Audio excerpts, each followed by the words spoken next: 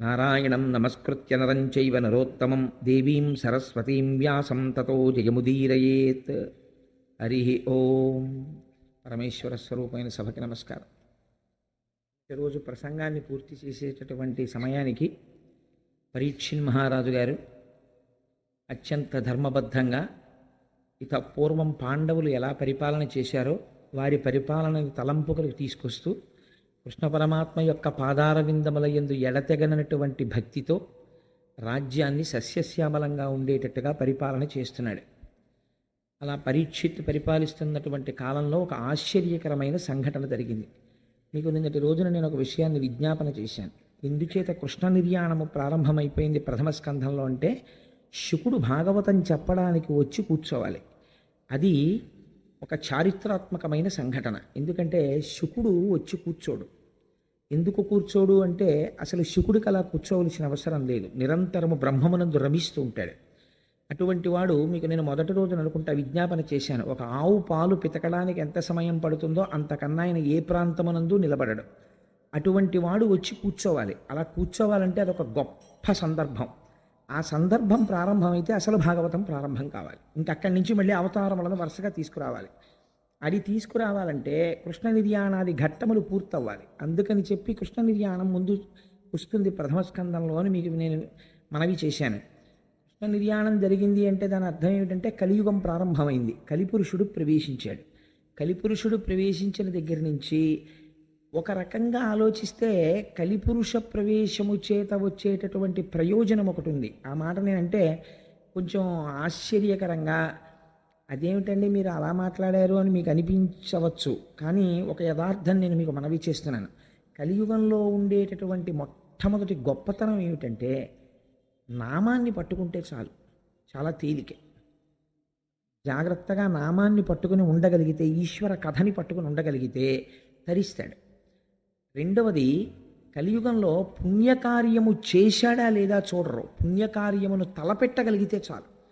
కనీసం మనస్సులో 10 మాటలు, ఏమండి నేను కాశీ వెళ్ళాలనుకుంటున్నాను, నేను తిరుమల వెళ్ళాలనుకుంటున్నాను, శ్రీశైలం వెళ్ళాలని ఉంటుంది, శ్రీశైలంలో సుప్రభాతం ఎలా జరుగుతుందండి, ఒక ఆవును తీసుకొస్తారట కదా, గోపూజ జరుగుతుందట కదా, అక్కడే కుండంలోకి నీరు వస్తుందట కదా, ఇవన్నీ ఎలా జరుగుతాయండి, జంబుకేశ్వరంలో అమ్మవారికి మధ్యాహ్నం నైవేద్యానికి అర్చకులు చీర కట్టుకుంటారట కదా, అంతటి శక్తి స్వరూపిణిట కదా అమ్మవారు, అర్చకులు కూడా అమ్మవారి ముందు పురుష రూపంలో నిలబడరట, నిజమేనా, అక్కడికి వెళ్ళాలని ఉందండి అని అన్నాడు అనుకోండి, ఆర్తితో ఆ మాట అంటే వెళ్ళిన ఫలితం వేసేస్తారు.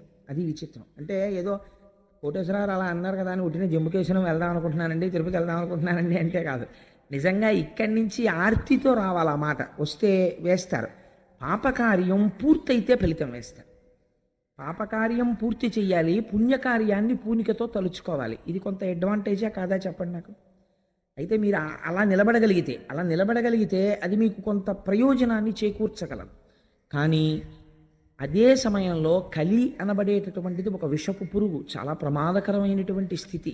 ఎందుచేతనంటే ఎప్పుడు దేహ సంబంధమైనటువంటి సుఖాల వైపుకే లాగేస్తాడు తప్ప అసలు ఈశ్వరుడి వైపుకి తల తిప్పనివ్వడు, ఉక్కిరి బిక్కిరి చేసేస్తాడు. అటువంటి యుగం ప్రారంభం అవుతోంది. అందుకని ఈశ్వరుడు ఆ సమయంలో నిలబడి ఉంటే కృష్ణ పరమాత్మ ఈ కలిపురుష ప్రవేశం జరగదు.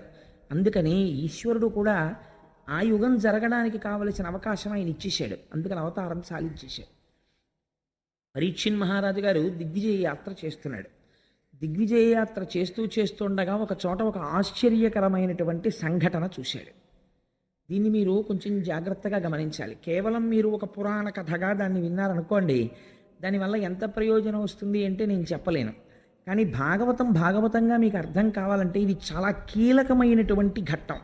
ఒక మహాపురుష ప్రవేశం జరిగే ముందు దాని వెనకాతల ఒక కీలకమైన సందర్భం ఉంటుంది.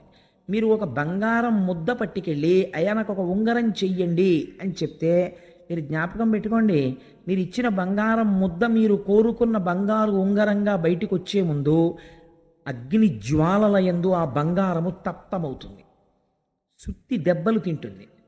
ఇన్ని పడితే అప్పుడు మీరు కోరుకున్న బంగారం ఉంగరం చిన్న పెట్టిలో పెట్టి మీ చేతికి ఇస్తారు. ఉంగరముగా మారే ముందు, ఉంగరముగా వచ్చే ముందు వెనక ఒక గొప్ప విషమమైనటువంటి ఒక స్థితి నడుస్తుంది. ఇప్పుడు శుకుడు వచ్చి కూర్చోవలసినటువంటి సందర్భం వస్తోంది. రావాలంటే దాని వెనకాతల ఏదో ఒక మహత్తరమైన సంఘటన జరుగుతోంది. మీరు ఆ కోణంలో దాన్ని పరిశీలన చెయ్యలేదు అనుకోండి, భాగవతాన్ని వ్యాసుడు అలా ప్రారంభం చేసినటువంటి రహస్యం మీకు అందదు. అది అందిందనుకోండి, అందుకే భాగవతం విన్నంత మాత్రం చేత జీవితం మారిపోతుందంతే. అభయం ఇచ్చేశారు. భాగవతం విన్నాడు, కొన్ని కోట్ల కోట్ల జన్మల తర్వాత వాడు వింటున్నాడు భాగవతం అని చెప్పేశారు. ఇప్పుడు మీరు ఆ కోణంలో మనస్సుని సంసిద్ధం చేసుకుని వినండి. పరీక్షిన్ మహారాజు చూస్తున్నాడు. పరీక్షిన్ మహారాజు చూడడం కాదు, మీరు చూడాలి ఇప్పుడు. అలా ఎలా చూస్తారన్నది చివరికి సమన్వయం చేస్తాను. పరీక్షిన్ మహారాజు దిగ్విజయ యాత్రలో తిరుగుతూ తిరుగుతూ ఒక ప్రదేశమునకు వచ్చారు. వచ్చేసరికి అక్కడ ఒక ఆవు నిలబడి ఉంది, ఒక ఎద్దు నిలబడి ఉంది. ఈ ఆవు పిల్లలు పక్కన లేక పిల్లలు కనపడక పిల్లల యొక్క క్షేమవార్త తెలియక ఏడుస్తున్నటువంటి తల్లి ఎలా ఉంటుందో అలా ఉన్నది. ఈ ఉపమానం నేను మీకు చెప్పాను అనుకోండి, వాచికంగా చెప్పినప్పుడు చాలా తేలిగ్గా ఉంటుంది. ఏముందండి అది పెద్ద అని మీరు దాన్ని చాలా తేలిగ్గా తీసేస్తారు. తండ్రికి ఈ ఉపమానం వెయ్యరు, తల్లికి వేస్తారు. ఎందుకనంటే నేను మీకు ఒక ఉదాహరణ చెప్తే మీరు తొందరగా దాన్ని పట్టుకోగలుగుతారు. నేను ఒకప్పుడు సామర్లకోటలో ఉద్యోగం చేస్తుండేవాడిని. అప్పుడు నేను సామర్లకోటలో ఒకరోజు సాయంకాలం బస్ స్టాండ్లో నిలబడి ఉన్నాను, కాకినాడ వచ్చే బస్సు ఎక్కడానికి. నిలబడి ఉండగా ఒక ఆశ్చర్యకరమైన సంఘటన జరిగింది. పల్లెటూరి వాళ్ళు, పాపం తెలియని వాళ్ళు, వాళ్ళందరూ కూడా ఏదో ఇటువైపు పక్కన ఆ పెద్దాపురం దాటిన తర్వాత జగ్గంపేట వెళ్ళవలసినటువంటి బస్సు ఒకటి ఎక్కాలి. ఈ చిన్న చిన్న పిల్లల్ని పట్టుకుని, ఇద్దరు మగపిల్లల్ని ఈ పల్లెటూరి ఆడవాళ్ళందరూ ఎక్కడంలో ఒక తల్లి కూడా ఒక బస్సు ఎక్కేసింది. ఎక్కేసిన తర్వాత ఆ బస్సు కండక్టర్ గారు అన్నారు, అయ్యో ఇది జగ్గంపేట వెళ్ళదమ్మా ఈ బస్సు, ఇటేదో వడ్లమూరు అటువైపుకు వెళ్ళిపోతుంది, పెద్దాపురం దాటిన తర్వాత ఇది జగ్గంపేట వెళ్ళదన్నాడు. మళ్ళీ అందరూ బిలబిల దిగిపోయారు. బస్సు వెళ్ళిపోయింది. బస్సు వెళ్ళిపోయిన ఒక్క 5 నిమిషాలకి ఈ తల్లితో పక్కనున్నావిడంది, మీ రెండో పిల్లాడేడే అంది. అనగానే అంతేనండి, అప్పటి వరకు చాలా ప్రశాంతంగా ఉంది పరిస్థితి. నీ రెండో పిల్లాడేడి అంది, అంతే మారిపోయింది పరిస్థితి. ఆవిడ ఒక్కసారి చూపులు మారిపోయి ఉద్విగ్నం అయిపోయి అటు ఇటు చూసింది, కొడుకు కనపడలేదు. ఒక 2 నిమిషాలు మాత్రం అడిగింది, కొడుకేడి, మా అబ్బాయేడి అంది, కనపడలేదు. అంతే. బస్సు వెళ్ళిపోయి 10 నిమిషాలు అయిపోయింది. ఈవిడ పరిగెడితే దొరుకుతాడండి? మీరు చెప్తే నమ్ముతారా? ఆవిడికి ఒంటి మీద బట్ట ఉందో లేదో కూడా ఆవిడ చూసుకోలేదు. గుండెలు బాధేసుకుంటూ ఆ పిల్లాడి కోసం ఏడుస్తూ బస్ స్టాండ్లోంచి బయటికి పరిగెత్తి పారిపోతుంటే చుట్టుపక్కల ఉన్న వాళ్ళందరూ పట్టుకుంటే ఆగదే. నువ్వు ఎక్కడికి పరిగెడతావే, బస్సు వెళ్ళిపోయి 10 నిమిషాలు అయిపోయిందంటే పాపం ఎవరో ఒక మహోపకారులు ఉంటారు, వాళ్ళు చూసి అయ్యో బెంగ పెట్టుకోకండి అమ్మా, మేము తీసుకొస్తాం పిల్లాడిని, ఆ పిల్లాడిని గుర్తుపట్టగలిగిన వాళ్ళని మా బండి మీద ఎక్కమనండి అని చెప్పి 5 నిమిషాల్లో రివ్వును వెళ్ళిపోయి ఆ బస్సు ఆగిన చోటుకి వెళ్ళిపోయి ఆ పిల్లాడిని మళ్ళీ వెతికి పట్టుకుని ఎక్కించుకుని మళ్ళీ తీసుకొచ్చేసారు. తీసుకొచ్చే కానీ తల్లి సహజస్థితికి వచ్చేస్తే ఏమే తీసుకొస్తారు కదా, అదేంటి ఆ గుండెలు బాధేసుకోవడం ఏమిటి, ఆ నేల మీద పడిపోవడం ఏమిటి, ఆ ఈ తలంతా దెబ్బలు, ఇదంతా నెత్తురు, ఆ కొట్టేసుకుంది, ఆ గుండెలంతా నిప్పి, అప్పుడు తెలుస్తోంది ఆవిడికి బాధ. ఆ కొడుకు కనపడే వరకు అసలు ఆవిడికి అలా దెబ్బలు తగిలాయని, నెత్తురు కారిపోతోందని, భూమికేసి కొట్టేసుకుంటున్నానని తెలియదు. తల్లి ప్రేమ అంటే అలా ఉంటుందండి. అమ్మ అన్న మాట అంత గొప్పది. అందుకే ఇవాళ పేపర్లో చూశాను, నేను చదవడం ఇవాళ టైమే కుదరలేదు. వేటూరి సుందరరామూర్తి గారు ఏడిచాడు మహానుభావుడు, తెలుగు భాషలో అమ్మని దూరం చెయ్యకండి అన్నాడు. అమ్మ అన్న మాటకి అంత గౌరవం ఉంది, అమ్మ అన్న మాట వెనక అంత ప్రేమ ఉంది. మాతృత్వంలో ఉన్నటువంటి ప్రేమ అంతటినీ తీసుకొచ్చి మీరు ఒక ముద్దగా పెడితే, ఆ ముద్దని మీరు చూడాలి అనుకుంటే ఆ ముద్దయే భూమి. భూమి అమ్మ. అందుకే భూమి గురించి ఎక్కడైనా చెప్పవలసి వస్తే పొంగిపోతారు ఋషులు. వాల్మీకి మహర్షి అయితే చితిక్షమా పుష్కర సన్నిభాక్షి అంటారు. అమ్మకుండే గొప్ప లక్షణం ఏమిటో తెలుసా అండి? ఓర్పు. ఎక్కడి నుంచి వస్తుందో తెలియదు. ఆ పిల్ల చివల్ రస్ అంటారు పెళ్లి చూపులకు ముందు. అమ్మో బలానా వాళ్ళ అమ్మాయిని చేసుకుంటారండి, అమ్మ అమ్మాయి ముక్కోపండి బాబు, అన్నింటికీ కోపడుతుందంటారు. ఎక్కడికి పోతుందో తెలియదు ఆ కోపం అంతాను. ఒక్క 2 పిల్లలు పుట్టేటప్పటికీ ఎంత అల్లరి చేయనివ్వండి, ఎంత ఓర్పు. ఓ 4 ఏళ్ళు పోయిన తర్వాత ఆ పిల్ల ఇంటికి వెడితే ఇటు ఆ అమ్మాయికే ఇంత ఓర్పు వచ్చేసింది, అంత ముక్కోపం ఉండేదనిపిస్తుంది. అమ్మకి ఓర్చగలిగినటువంటి గుణం ఉంటుంది. ఇవాళ భూమి దాన్ని కోల్పోయినది కలియుగ ప్రారంభంలో. అందుకని బిడ్డ కనపడని ఆవు ఏడ్చినట్టు ఏడుస్తోంది ఆవిడ. ఇది కలియుగానికి ప్రారంభం. అమ్మ ఏడుపుతో కలియుగం ప్రారంభమైంది. దీన్ని మీరు గుర్తుపట్టాలి. గుర్తుపడితే భాగవతం ఏమిటో మీకు అందుతుంది. ఏడుస్తుంటే పక్కన వచ్చి ఒక ఎద్దు నిలబడి ఉన్నది. ఇప్పుడు ఆ ఎద్దు ఒక కాలుతోనే ఉంది, 4 కాళ్ళు లేవు ఎద్దుకి, ఒక్కటే కాలు. అసలు మీరు ఒక విషయం ఆలోచించండి, ఒక కాలు మీద ఎద్దు నిలబడగలదా? ముందు 2 కాళ్ళు ఉండి వెనక 2 కాళ్ళు లేకపోతేనే ఆ ఎద్దుకి నడక లేదు. అటువంటిది 3 కాళ్ళు లేకుండా మీరు ఎద్దుకి ఎటువైపు కాలు ఒక్కటి ఉంచినా సరే అసలు ఆ ఎద్దు నిలబడి ఉండడాన్ని మీరు చూడగలరా? మీరు చూడలేరు. ఒక కాలుతో ఉన్న ఎద్దు భూమి మీదే డేకుతూ ఉంటుందంతే, నిలబడినట్టు కనపడుతుందంతే. ఇలా నిలబడినట్టు ఉన్నటువంటి ఎద్దు తన 3 కాళ్ళు పోయాయని ఏడవట్లేదు, ఆవు ఏడవడానికి ఆశ్చర్యపోయింది. ఇది మీరు గుర్తుపట్టవలసిన రహస్యం. ఆవు ఎందుకు ఏడుస్తోందని గోమాత వంక తిరిగింది. ఎందుకు ఏడుస్తున్నావు మంగళప్రదురాలా అని అడిగింది. మంగళప్రదురాలా అంటే శుభమివ్వడం మాత్రమే తెలుసున్నదానా? యథార్థం అండి. మీరు ఇల్లు కట్టుకోవాలంటే భూమిని గుణపంతో ఆవిడ గుండెల మీద కన్నం పెడతాం. శంకుస్థాపన చేస్తే ఆవిడ ఇల్లు కట్టుకోమంటుంది. మనం అన్నం తినడానికి నాగలి పట్టి అమ్మ గుండెల మీద ఘాట్లు పెడతాం. అమ్మ పంటలు పండి మనకి కడుపు నిండేటట్టుగా అన్నం పెడుతోంది. మీరు ఎంత బాధ పెట్టినా కన్నులంబట నీరు పెట్టుకోవడం ఆవిడికి తెలియదు, మీరు బ్రతకడానికి ఇవ్వడం ఆవిడికి తెలుసు. మీరు ఒక్కటి యథార్థంగా ఆలోచించండి. నేను ఇలా అన్నానని మీరు మరోలా అనుకోవద్దు.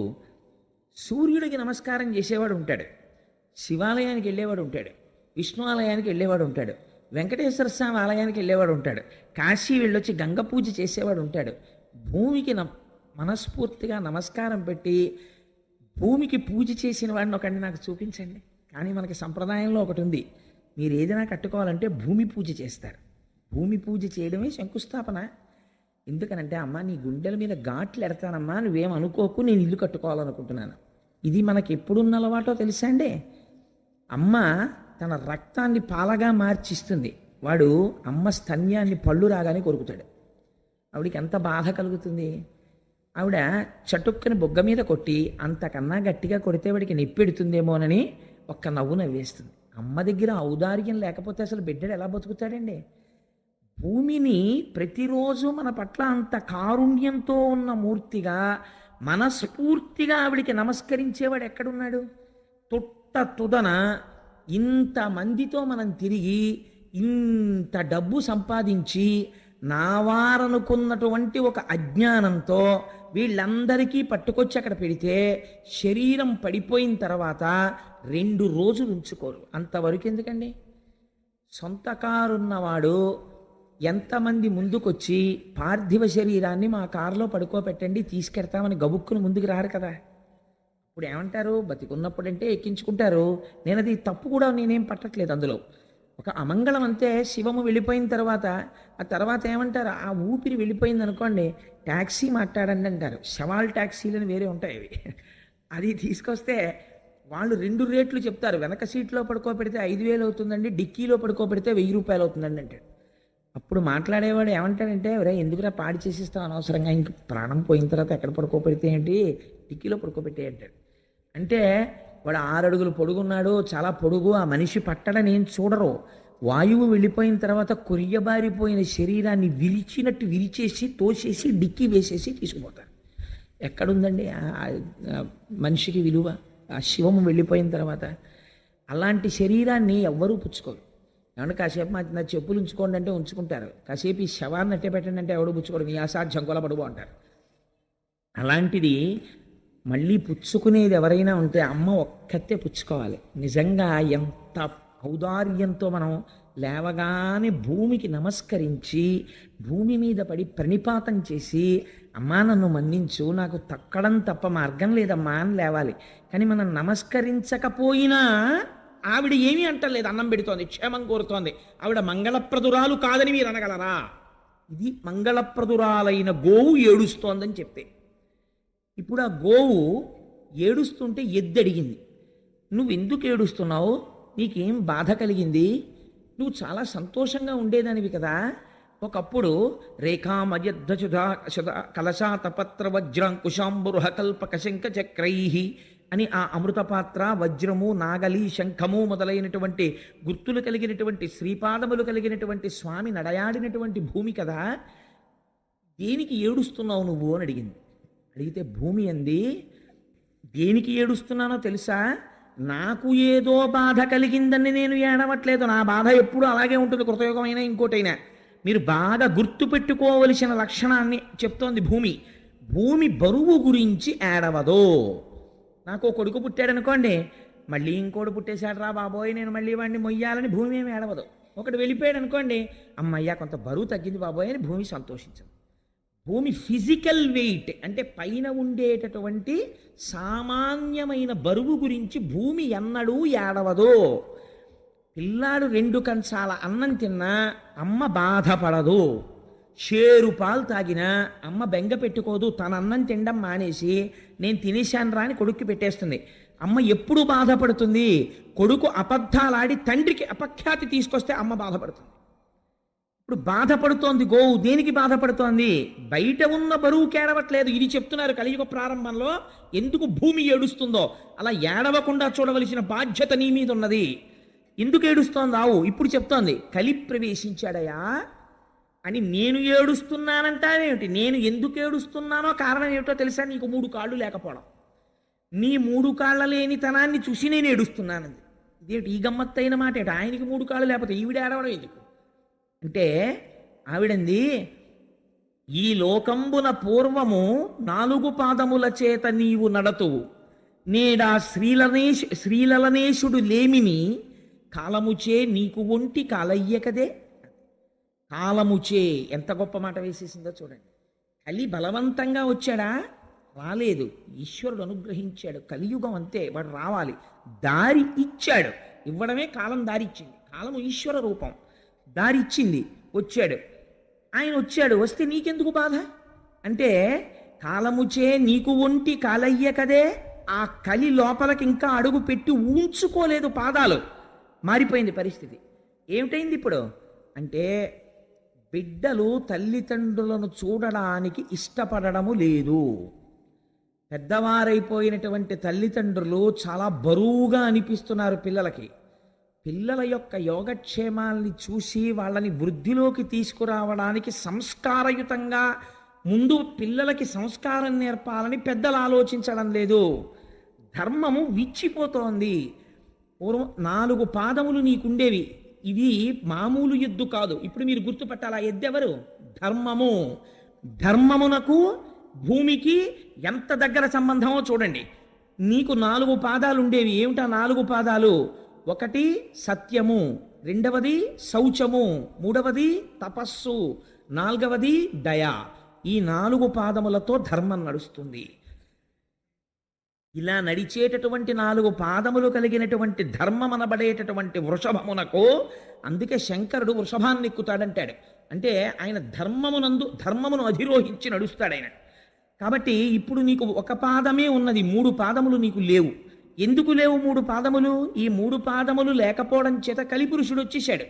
వచ్చేయడం వల్ల నీకు 3 పాదాలు పోతే ఏమవుతుంది, దేవతలకు, ఋషులకు, మీరు చాలా జాగ్రత్తగా గుర్తుపట్టాలి ఆవు చెప్తున్న మాటల్ని, దేవతలకు, ఋషులకు, పితృదేవతలకు, ధీయుతులకు, నీకు, నాకు, గోవులకు, వర్ణాశ్రమములకు బాధ ఎనుచు కుందెదననగా.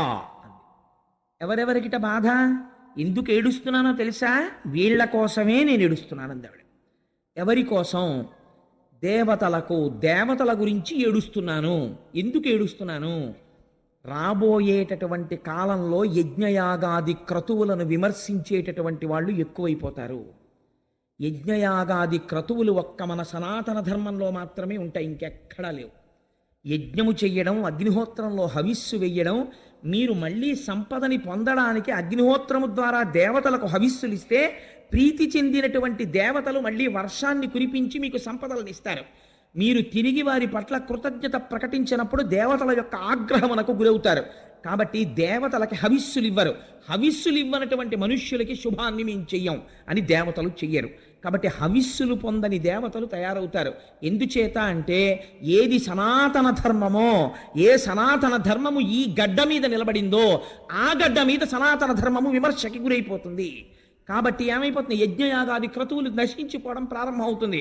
అందుకని దేవతలకు, ఋషులకు, ఎవరు వేదం కష్టపడి చదువుకుని స్వరం తెలుసుకుని చాలా కష్టపడి ఆ స్వరంతో వేదం చెప్తాడో అసలు ఆ వేదాన్ని ఆదరించాలనేటటువంటి బుద్ధి నశించిపోతుంది లోకంలో.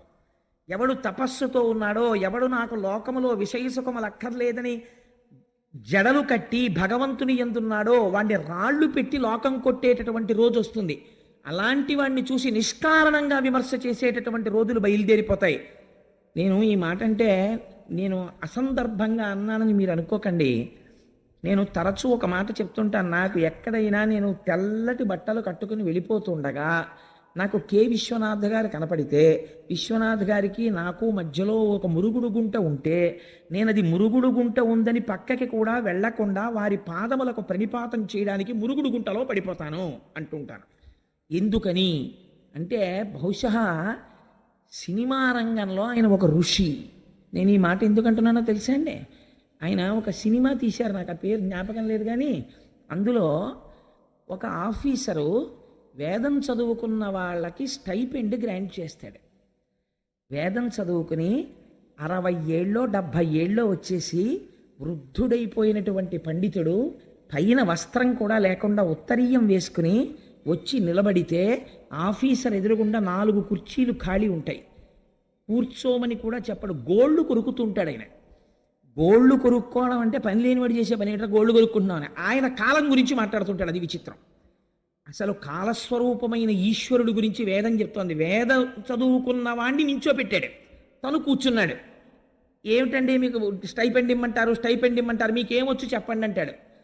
ఘన చెప్పడం, జట చెప్పడం అంటే మాటలు కాదు. ఆయన ఘన జట చెప్తుంటాడు. చెప్తుంటే అబ్బబ్బబ్బబ్బబ్బబ్బా మాట మళ్ళీ ముందు పెట్టి వెనకపెట్టి, ముందు పెట్టి వెనకపెట్టి ఎంతసేపు చెప్తారంటే టైం వేస్ట్ అంటాడు.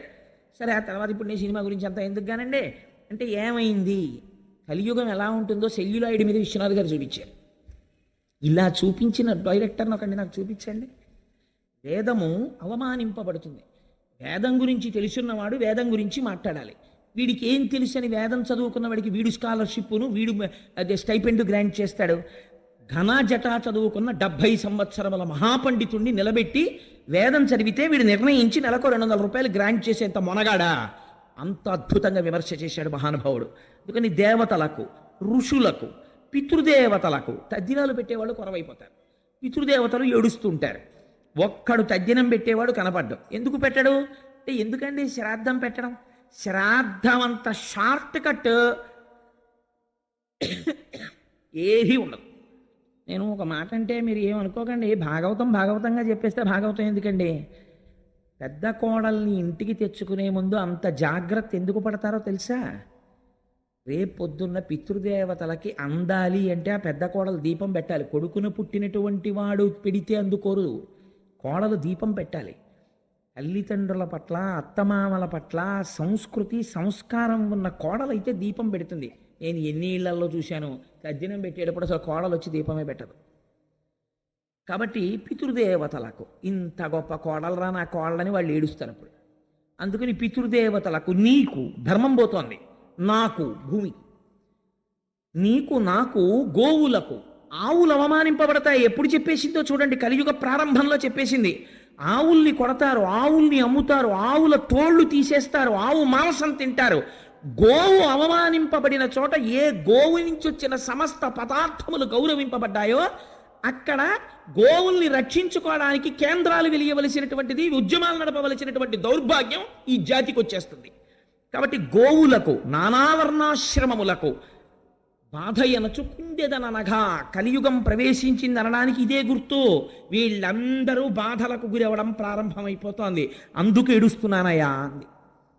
నీ ఒక మాట చెప్పింది, నీకు 4 పాదములు ఉండేవి, సత్యము, శౌచము, తపస్సు, దయ.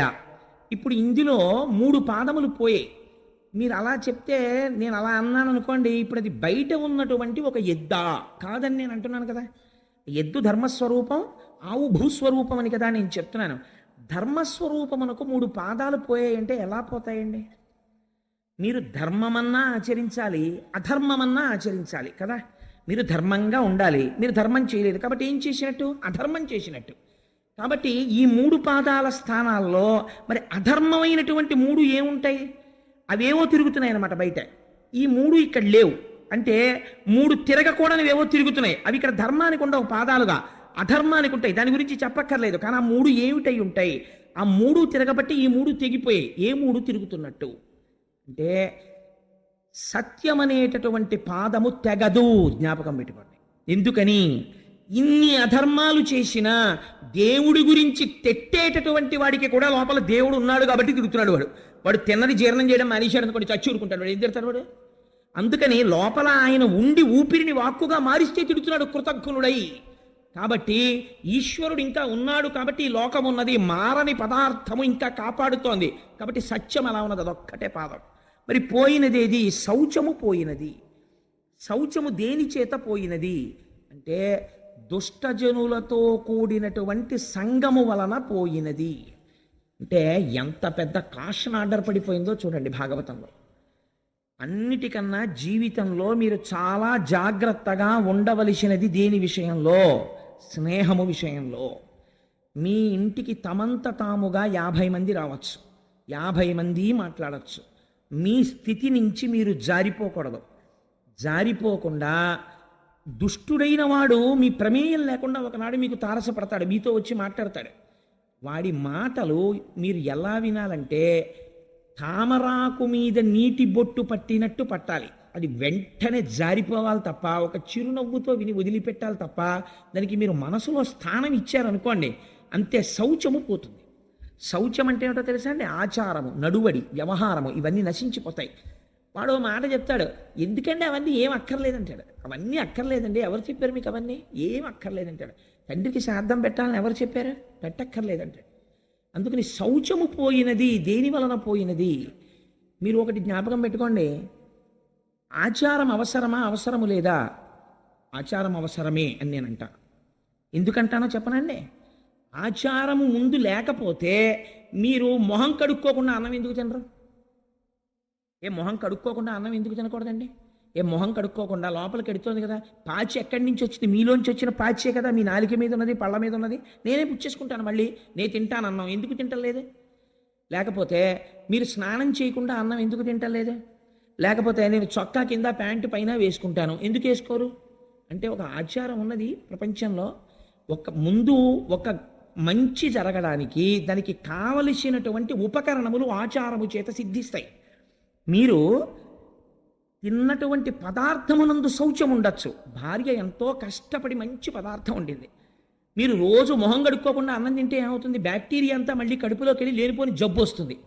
మొహం కడుక్కోవడం అనేది ఆచారం అయితే, మొహం కడుక్కున్న తర్వాత అన్నం తినడం అనేటటువంటిది తదనంతరం ఈశ్వరుని యొక్క అనుగ్రహం పొందడానికి మీరు చేసేటటువంటి కర్మ యొక్క సాఫల్యతని పొందడానికి కావలసిన రీతిలో సంసిద్ధం అవడం.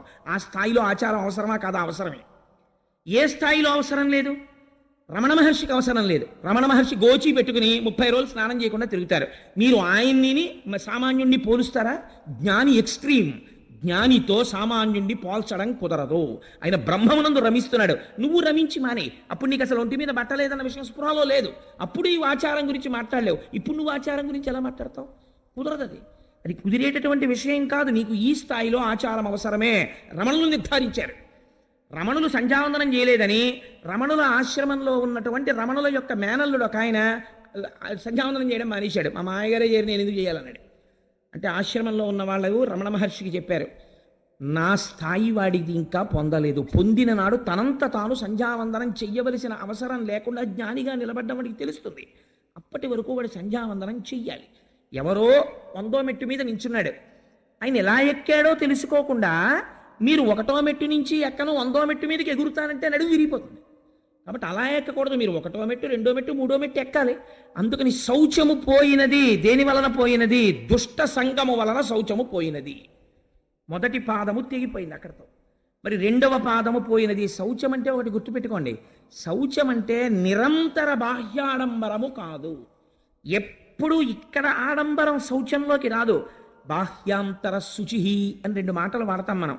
నీళ్లు తీసి చల్లుకుని అపవిత్ర పవిత్రో వా సర్వావస్థ అంగతోపివా యస్మరేత్ పుండరీకాక్షం సబాహ్యాభ్యంతర శుచి అంటాం. బాహ్య స్నానము శరీరమునకు శౌచమిస్తుంది.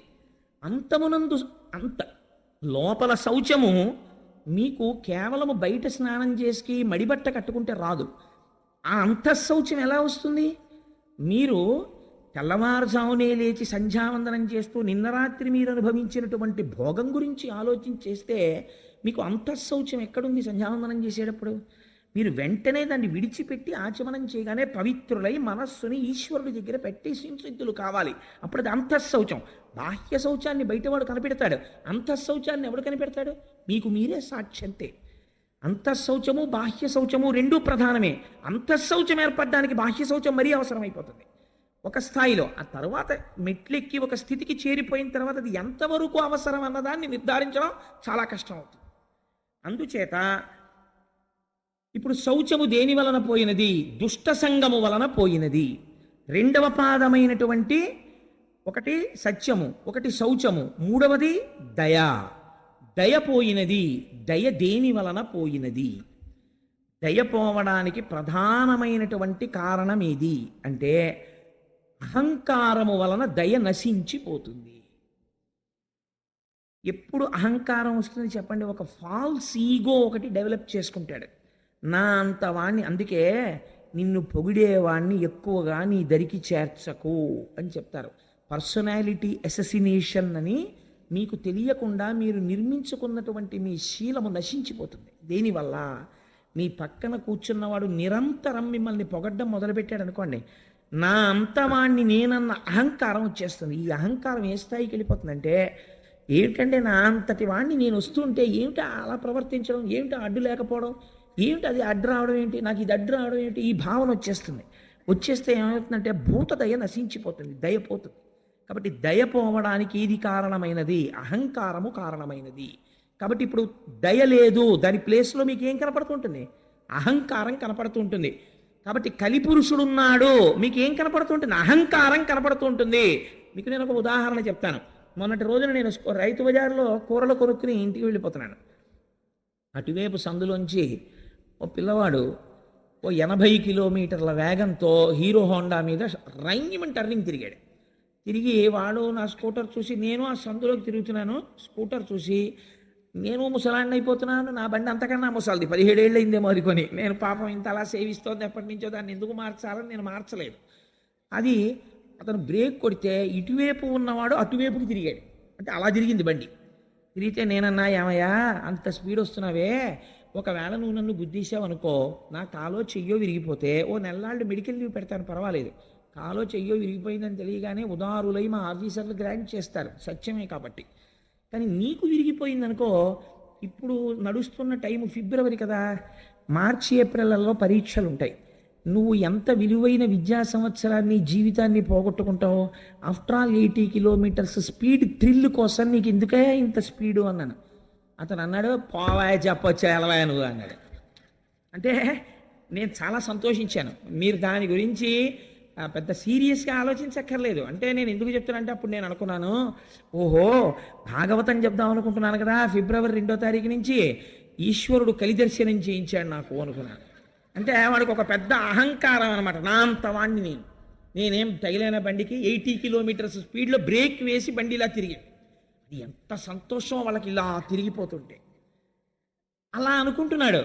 అది చూడండి ఇప్పుడు ఏమైపోయింది. అది నిజంగా దయ కలిగిన వాడు అనుకోండి, అయ్యో మాస్టర్ మీరు అంత మాట అన్నారు, మీకు కూడా చూస్తుంటే 20 ఏళ్ల కుర్రాళ్ళ లేరు, పాపం మీకు కాలో చెయ్యో విరిగిపోతే మీకు ఇబ్బందే కదండి, అంత మాట అన్నారు నా వృద్ధిని కోరి, చాలా సంతోషం అండి అన్నాడు అనుకోండి. అతనికి దయ ఉందని నా పట్ల. అంటే ఇప్పుడు అతని విషయంలో తెగిపోయిన ఎద్దే ఉంది అతనిలో. అంటే ఇప్పుడు ధర్మము యొక్క ప్లేస్ని ఎవరు రీప్లేస్ చేస్తున్నారు? అధర్మము రీప్లేస్ చేస్తారు. కలిపురుషుడు వచ్చాడు. మామూలుగా మీరు దయ పోయినది, శౌచము పోయినది అన్నారనుకోండి, మీకు కలిపురుష దర్శనం ఎక్కడవుతుంటుంది? ఇప్పుడు మీరు పెద్ద సినిమా మీకు కనపడుతుంది ప్రపంచంలో. ఇప్పుడు మీరు రోడ్డు మీద వెళ్ళిపోతున్నారనుకోండి, మోటార్ సైకిల్ మీద వెళ్ళిపోతూ సెల్ ఫోన్ మాట్లాడుతున్నవాడు లోకమునందు దయలేనివాడు, వాడు ఎవరినైనా గుద్దేస్తాడు. కొంతమంది మోటార్ సైకిల్ మీద వెళ్ళిపోతూ ఈశ్వరుడు 2 చేతులు ఇస్తే వదిలేస్తారు. వాడికి ప్రమాదం, మనకి ప్రమాదం. కాబట్టి ఇవన్నీ ఏమిటంటే కలిపురుష లక్షణాలే. కాబట్టి మీరు ఓహో ఇదంతా కలిపురుష లక్షణం ఇంత ప్రబలంగా ఉందన్నమాట అని మీరు వెంటనే కృష్ణపాదాలని స్మరించుకుంటూ ఉండాలి. కాబట్టి ఇప్పుడు ఏమైపోయినది? దయ అహంకారం వలన పోయినది. మూడవది ఇది తపస్సు. తపస్సు దేని వలన పోయినది? సమ్మోహము వలన పోయినది. సమ్మోహం అంటే ఏమిటి? ఇది ఒక విచిత్రమైనటువంటి లక్షణం. ఎందుకంటే అసలు ఆ చేయవలసిన అవసరం ఏముందండి అని. మీరు చాలా కృతక వేదాంతం ఒకటి వింటుంటారు. మీరు ఎప్పుడైనా విన్నారో లేదో, ఇవాళ భీష్మేకాదశి కదండి, మేమందరం సత్యనారాయణ వ్రతం చేసుకున్నామని మీరు ఎవరితోనో చెప్తున్నారు అనుకోండి. ఒక ఆయన వచ్చి అంటాడు, ఎందుకంటే అవన్నీ చెయ్యాలేంటి? ఇక్కడ ఉండాలండి శుద్ధి. ఇక్కడ శుద్ధి కోసం వాడు వ్రతం చేసుకున్నాడు. నీకంత శుద్ధి నిజంగా పొందేసిన వాడివైతే ఏమంటారో తెలుసా అండి? మహాత్మా అంటారు. పొద్దున్న మా ఇంటికి తత్వవిధానంద సరస్వతి మహారాజ్ అని ఒక మహానుభావుడు వచ్చారు. వారితో పాటు వేరొక పరివ్రాజకులు వచ్చారు. వారిని ఏమని పిలుస్తారో తెలుసా అండి? ఎప్పుడు నేను గమనిస్తూ ఉంటాను. రండి మహాత్మా అంటుంటారు అందరినీ. తత్వవిధానంద సరస్వతి మహారాజ్ దగ్గర శిష్యుడని చెప్పుకోవలసిన స్థాయి వారై ఉండవచ్చు వారు, లేదా వారి నాన్నగారి దగ్గర చదువుకున్నారు. అయినా వారికి అహంకారం ఉండదు. వారు ఆయన్ని కూడా తన పక్కన కూర్చోపెట్టుకుని చక్కగా వారిని పిలిచేటప్పుడు మహాత్మా రండి అంటారు. ఆ పిలుపులో ఆయనలో కలి ప్రవేశించలేకపోయాడు అనమాట. అందుకని అహంకారాన్ని చెక్ చేస్తున్నారు ఆయన. ఇప్పుడు అహంకారం లేదు, ఏదుంది? దయ ఉన్నది అక్కడ. అంటే ఇప్పుడు ఎవరున్నారు? కృష్ణుడున్నాడు అక్కడ. అక్కడ కృష్ణుడున్నాడు తప్ప కలి లేడు. కృష్ణుడే ఉన్నాడని ఏమి గుర్తు? మీరు ఏం చెప్పమన్నా కృష్ణుడి గురించే చెప్తుంటారు, ఈశ్వరుడు గురించే పలుకుతుంటారు. ఎందుకు పలుకుతుంటారు? లోపల ఆ పాదం లేదు, ఈ పాదం ఉంది. కాబట్టి ఎక్కడుందండి ఆ ఎద్దు? నిజంగా అక్కడెక్కడో పరీక్షిత్తు కనపడలేదు. ప్రతి చోట మీకు ఈ ఆవు ఎద్దు కనపడుతూనే ఉంటాయి. ఇలాంటి ఎద్దు కనపడ్డప్పుడల్లా ఈ ఆవు ఏడుస్తూనే ఉంటుంది. ఈ ఆవు ఏడిచినప్పుడల్లా పిడుగులు పడుతూనే ఉంటాయి, సునామీలు వస్తూనే ఉంటాయి. లోకమునందు అలా ఏడ్పించడాలు ఎక్కువైపోయాయి అనుకోండి, మహాత్ముల జోలికి వెళ్ళిపోయారనుకోండి, సునామీలు వచ్చేస్తాయి, పిడుగులు పడిపోతాయి, భూకంపాలు వచ్చేస్తాయి, సర్వనాశనం అయిపోతుంది. భూమి ఏడ్చింది. ఆ ఏడ్పు వలన వచ్చినటువంటి అదంటే దుష్టమైనటువంటి ఫలితం అది. కాబట్టి తపస్సు దేని వలన పోయింది? సమ్మోహము వలన పోయినది. కాబట్టి ఇప్పుడు ఈ మూడు పోయాయి. ఈ మూడింటి స్థానంలో ఏమి వచ్చినట్టు? ధర్మము యొక్క పాదములు పోయి అధర్మము యొక్క పాదములు వచ్చాయి. అధర్మము యొక్క పాదములు ధర్మమునకు అంటుకుని ఉంటాయా? ఉండవు. అది ధర్మము యొక్క ధర్మస్వరూపమైన వృషభము. అందుకని మూడు పాదములు లేకుండా కనపడుతోందంటే కలియుగంలో. సో అదర్వైజ్ సేస్ ఇంకొక చోట ఉన్నాయి ఆ మూడు పాదాలు. ఆ మూడు పాదాలే ఇప్పుడు తిరుగుతున్నాయి. కాబట్టే నేను ఏడుస్తున్నాను. ఈ మూడు పాదాలు తిరుగుతుంటే ఏడిచ్చే వాళ్ళు ఎవరో వాళ్ళ కోసం అయి ఉండాలి, సాధు పురుషులై ఉండాలి. ఈ నాలుగు పాదాలు నడవాలని కోరుకునే వాళ్ళు ఆ యనమండుగురు. ఆ యనమండుగురికి బాధ, నేను ఏడుస్తున్నాను. నేను ఏడవడానికి కారణం నీ మూడు పాదాలు లేకపోవడం. ఎంత గొప్ప సింబాలిజం తీసుకొచ్చారండి వ్యాసుల వారు. ఇప్పుడు ఇది ఆవు ఎద్దు ఏడుస్తున్నాయి.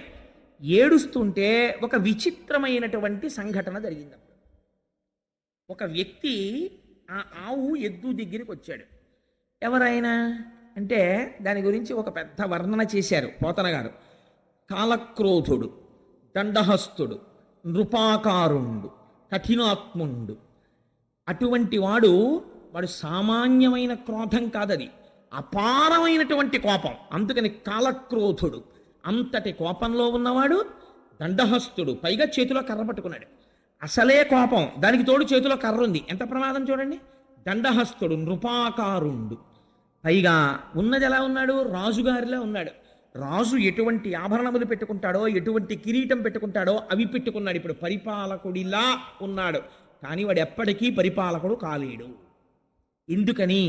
లోపల పరిపాలనాంశ లేదు, పరిపాలించడానికి తగిన సంస్కార బలము లేదు. కానీ పరిపాలకుడైనాడు. కాబట్టి ఏమయ్యాడు? నృపాకారుండు, నృపుండు కాడు. ఇది కలియుగ లక్షణం. ఎంత అందంగా వేసేశారో చూడండి. ఇంకా దాని వ్యాఖ్యానం మీరు మనసులో ఎంత దూరమైనా వెళ్ళచ్చు. నృపాకారుండు జంఘాలుండొక్కడు శూద్రుడు అసురగతిన్ కారుణ్య నిర్ముక్తుడై నెలంకూలగతన్య బంతిచిలగా నిర్ఘాత పదాహతి. నృపాకారంలో వచ్చినటువంటి వాడు బిడ్డ కనపడక ఏడుస్తున్నటువంటి తల్లిలా శుష్కించిపోయి ఉన్నటువంటి ఈ ఆవుని అపారమైనటువంటి కోపంతో ఏమీ చెయ్యకుండా అలా నిలబడి ఉన్నటువంటి ఆవుని తన కాలెత్తి ఒక్క తన్ను తన్నాడు. నెలంకూలగే బంతిచిలగా ఆ ఆవు తిరగబడిపోయింది. అలా ఒక్క తన్ను తన్నాడు. ఒక కాలు మీద నిలబడినటువంటి ఎద్దుని ఇంకొక తన్ను తన్నాడు. ఆ ఎద్దు కింద పడిపోయింది. పడిపోతే వాడు ఊరుకోలేదు. వాడు తన చేతిలో ఉన్న దండముతో కొడుతున్నాడు వీటి రెండింటిని. ఎవరిని? భూమిని కొడుతున్నాడు. అంటే ఏ భూమిని వలన తాను బ్రతుకుతున్నాడన్న విషయాన్ని మరిచిపోయి ప్రవర్తిస్తున్నాడు. ధర్మమును దెబ్బతీస్తున్నాడు. అదే పనిగా కొడుతున్నాడు. ఇవి రెండు ఏడుస్తూ కన్నుల వెంట నీరు కారుస్తూ కింద పడి లేచి కుంటి పడి ఉన్నాయి.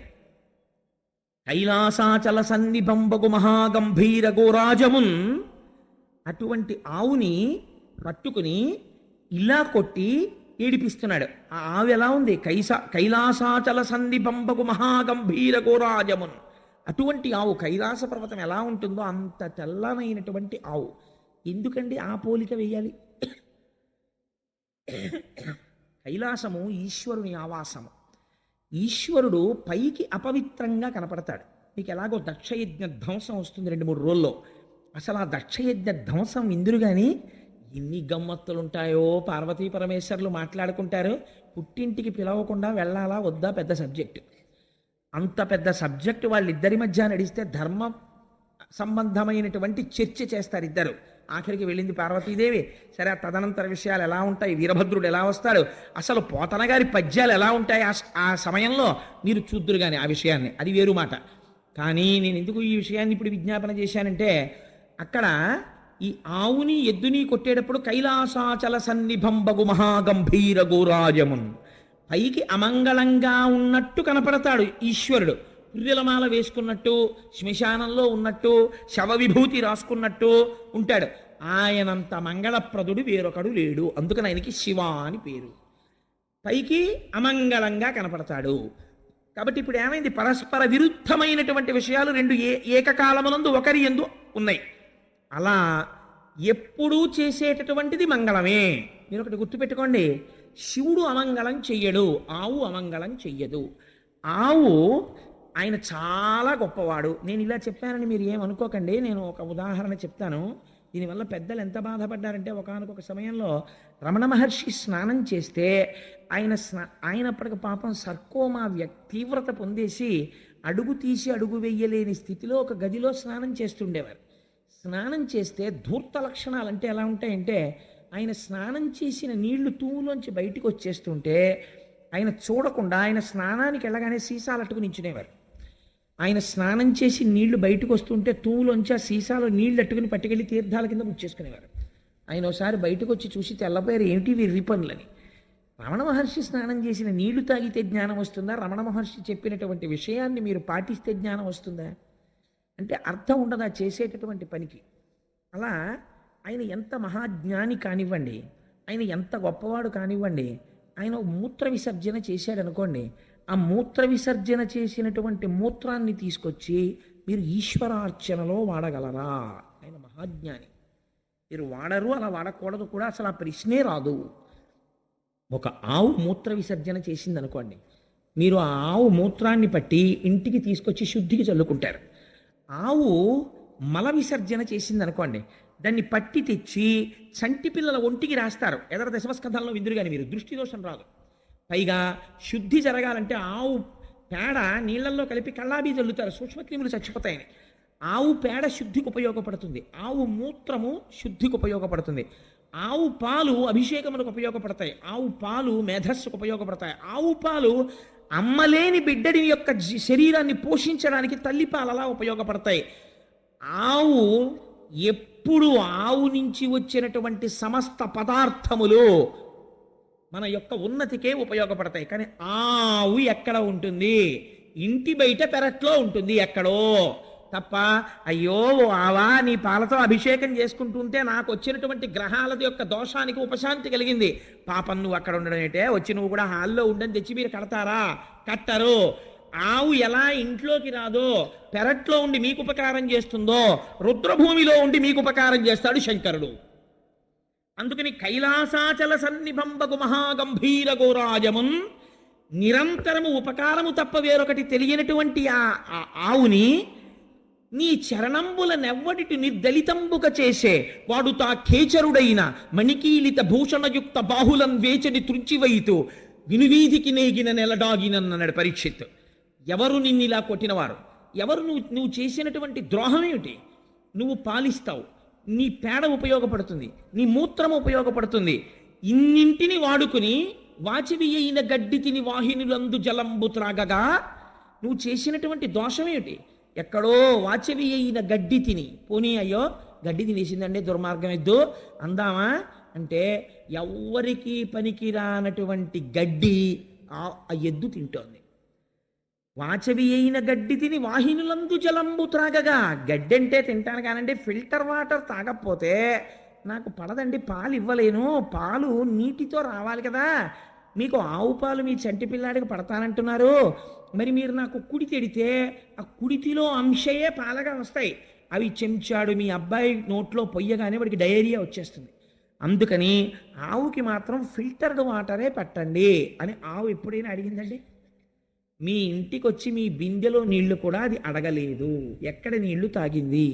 వాహినులందు జలంబు త్రాగగా, ఎక్కడో మీరు వెళ్ళి నీరు తెచ్చుకోని చోట తన మూతి పెట్టి నీరు తాగింది. ఎందుకు ఈ మాట అన్నారో తెలుసా అండి? ఒక రహస్యం ఉంది. ఎద్దుని పాము ఎక్కడ కరిచినా చచ్చిపోదు అంటారు.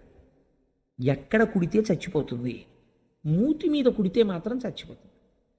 ఆ మూతి అందుకే పెట్టేటప్పుడు చాలా జాగ్రత్తగా పెట్టాలి. పుట్టల మీద గడ్డి బాగా పెరుగుతుంది. ఆ పుట్టల మీద గడ్డిని తాను తినడం ఎంత ప్రమాదకరం ఆవుకి, ఎద్దుకి ఎంత ప్రమాదకరం. పుట్ట మీద గడ్డి తిని ఆవుకి ఒక లక్షణం ఉంటుంది, ఎద్దుకిని గబుక్కుని బురదలో కానీ ఎందులో కన్నా జారితే గభాలన పైకి రాలేవు, చాలా కష్టం. నిజంగా జీవహింస అంటే మీరు ఎక్కడ చూడొచ్చో తెలుసా అండి? అపార్ట్మెంట్లో గృహప్రవేశానికి ఆవుని ఎక్కించినప్పుడు చూడొచ్చు. అంతకన్నా దారుణం. ఆవు బొమ్మట్టుకుని వెళ్ళకూడదండి. మీరు ఆవును అందులో న్యాసం చేసి, సుబ్రహ్మణ్య శర్మ గారు రేపు మనకి వ్రతం చేయిస్తుంటారు, ఆయన నాకు ఒక సందర్భం చెప్పారు. 3rd ఫ్లోర్లో పూర్తి అయ్యేవని అపార్ట్మెంట్లో ఎవరో గృహప్రవేశం అవుతూ ఆవుని బలవంతంగా ఎక్కించేసి ముందే లోపల పెట్టారట. పెడితే పాపం ఈ పుణ్యాత్ముడికి తెలియక గృహప్రవేశానికి ముందు మంగళవాయిద్యం చేయండి అన్నాడు. అంటే వాళ్ళు మంగళవాయిద్యం చేశారు. చేయగానే తెల్లవారకట్ల 3 గంటల ముహూర్తం. ఈ ఆవు బెదిరిపోయి ఇంకా గ్రిల్స్ పెట్టినటువంటి కిటికీలోంచి సగం దూకేసింది. కింద రోడ్డు ఉంది. ఆ ఆవుకి వెనక్కి రావడం తెలియదు, ముందుకు పడిపోతే చచ్చిపోతుంది. ఈ విషయం పాఠం చెప్పిన కృష్ణావధానులు గారికి తెలిస్తే నువ్వు జీవితంలో మళ్ళీ వేదపన్నం చెప్పకని శపిస్తారేమో అని భయపడి ఈయన గృహప్రవేశం విషయం అక్కడ పెట్టేసి వీధిలోకి పరిగెత్తి ఎవరో కొబ్బరి బండాలు కొట్టేవాళ్ళు కనబడితే, ఒరే నేను 500 ఇస్తాను, ఆవుని వెనక్కి రాకేంట్రా, లేకపోతే గోహత్యాపాతకం నాకంటుకుంటుంది, నేను మోగించమన్నా నా మంగళ వాయిద్యాలు అని ముందు వాళ్ళని తీసుకొచ్చి తాళ్ళేసి తప్పెట్లేసి ఆవుని వెనక్కి తీసుకొచ్చి కిందకి దింపాక గృహప్రవేశం చేయించానండి. ఇలా ఉంటాయి అపార్ట్మెంట్లలో గృహప్రవేశాలంటే నాకు భయం మహాప్రభు అన్నాడు ఆయన. నాకు నిజమే అనిపించింది. మీ పుణ్యం కోసం ఆవు పేడేసేసి మూత్ర విసర్జన చేసేసి బెంగెట్టేసుకుని మీ మార్బుల్ ఫ్లోరింగ్ మీద నిలబడలేక 4 కాళ్ళు ఇలా జారిపోతుంటే చిత్రహింస పెట్టేయడమా? అదండి ఆవుని తీసుకెళ్ళి అంత హింస పెట్టి మీరు ఆ ఇంట్లోకి వెడితే మీకు ఏం కలిసి వస్తుందని నాకు చెప్పండి. ఆ ఆవు అంత భయపడిపోయిన చోటకి మీరు వెళ్ళిపోతే మీకు కలిసి వస్తుందా? ఆ గోవు బెంగ పెట్టుకుని ఏడ్చిన ఏడుపు కట్టి కుడిపేస్తుంది. పెచ్చ పనులు చేయకూడదు. చేసేటప్పుడు సందర్భములను చూడాలి. ఆ ఇంట్లోకి ఆవిడితే తీసుకెళ్ళలేకపోతే మానే, ఎందుకు వచ్చింది అల్లరి? ఓ ఆవు బొమ్మ అట్టుకెళ్ళు, గొడవ వదిలిపోయాయి.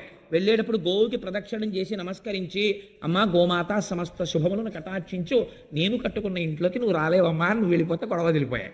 ఆవిడ కటాక్షిస్తుంది. ఎందుకు వచ్చిన అల్లరి?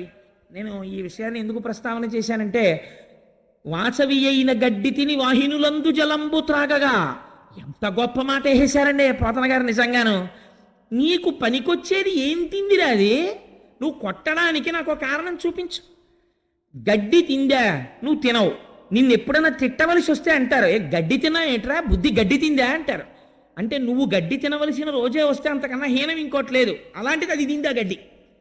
వాహినిలందు జలంబు త్రాగగా, ప్రవహించి వెళ్ళిపోతున్నటువంటి నీటిని అది తాగింది ఎక్కడో వెళ్ళి. నువ్వు మాత్రం ఫిల్టర్ చేసుకు తాగుతావు. అలాంటి నీళ్ళది తాగి, ఫిల్టర్డ్ వాటర్ తాగి, కుక్కుడు ఫుడ్ తిని, కుక్కర్లోది తిని, చాలా హైజీనిక్ ఫుడ్ తిన్నాననిపించుకుని నీలో విషం పెరుగుతోంది. వీధిలో గడ్డి తిని, ఏట్లో నీళ్లు తాగి, అది పరమసత్వగుణ స్వరూపమైన పాలనిస్తోంది. ఉపాధి ఏదైతే ఎందుకండి, ఎవరు గొప్ప? అది గొప్ప. కాబట్టి వాచవి అయిన గడ్డి తిని వాహినులందు జలంబు త్రాగగా నీ చరణంబులెవ్వడిటు నిర్దళితంబుగా చేసే. ఎవడు నీ 3 కాళ్ళు తెగగొట్టాడు? ఎలా నువ్వు అపరాధం చేస్తావని నమ్మాడు అసలు? వాడు తా ఖేచరుడైన మణికీలిత భూషణయుక్త బాహులన్ వేచని త్రుంచివైతు వినువీధికి నేగిన నెలదాగిన. వాడు భూమిలో దాక్కొని ఆకాశానికి ఎగిరిపోని, వాడు మణులు పెట్టుకున్నటువంటి భూషణములతో కూడినటువంటి వాడి భుజములను నా కత్తితో నరికేస్తాను, ప్రతిజ్ఞ. ఏ చేతితో నీ పాదములు నరికాడో ఆ చేతుల్ని నేను నరికేస్తాను. అంటే ఇంకా ధర్మ సంస్థాపన కోసము పూనికున్న రాజు ఉన్నాడు భూమి మీద, పరీక్షిత్ వరకు. ఈ మాట అనగానే అక్కడ ఉన్నటువంటి ఆ వృషభము, ఆ గోవు, అవి రెండు వాటి స్వరూపమును చూసి పరీక్షిత్ గుర్తుపట్టాడు. అమ్మా, నువ్వు ధరణిదేవివి, ఆయన ధర్మము. మీ ఇద్దరూ ఇలా అయిపోయినందుకు నేను శోకిస్తున్నాను. కానీ ఎవడు ఇలా ఈ పాదములు తెగగొట్టాడని అడిగాడు. అడిగితే వీళ్ళు చెప్పకముందే ఆవిడంది ఎంత గొప్పగా మాట్లాడిందో చూడండి. కొందరు కాలం అన్నారయ్యా, కొందరు కర్మ అన్నారు, ఇది యుగ సంధి అన్నారు, ఇది యుగ లక్షణం అన్నారు, ఏవేవో కారణాలు చెప్పారు. నా కాళ్ళు మాత్రం తెగిపోయాయి అన్నాడు. అంటే ఆయన అటు ఇటు చూస్తున్నాడు. ఇప్పటి వరకు నృపాకారంతో ఉన్నవాడు ఒకడున్నాడు చూశారా, వాడు గభేల్న వెళ్ళి పరీక్షిత్ పాదాల మీద పడిపోయాడు. పడిపోయే, అయ్యా నన్ను రక్షించండి, తప్పైపోయింది, నేనే నరికేశానా 3 పాదాలు. అంటే ఇప్పుడు ధర్మము యొక్క 3 పాదములను ఎవరు నరకగలిగారు? కలి వలన పోయి. కలి తెంపలేదు, కలి మీలోకి వస్తే మీ చేత తెంపించేస్తాడు ధర్మాన్ని. కాబట్టి ఇప్పుడు కలి ప్రవేశం జరిగినది, కానీ స్థిరముగా నేను ఉంచుకోలేకపోతున్నాను. ఒక మాట చెప్పాడు, నా తప్పు కాదు, ఇది కలియుగం, నేను రావాలి, అందుకే ఈశ్వరుడు వెళ్ళిపోయాడు, నేను వచ్చాను. కానీ మరి నేను గట్టిగా ఉంచుకుని నిలబడదామంటే నేను ఎక్కడికెళ్ళి నిలబడితే అక్కడే నువ్వు ధనుర్బాణాలు పట్టు కనపడుతున్నావు. మరి ఎలా? ఇలా అయితే నేను ఉండడం కష్టం కదా. మరి కలియుగంలో కలిని ప్రవేశించాలి కదా. అందుకని నువ్వు నాకు ఒక అవకాశం ఇయ్యి, నువ్వు ఫలానా చోట ఉండు అని చెప్పు, నేను అక్కడ ఉంటాను.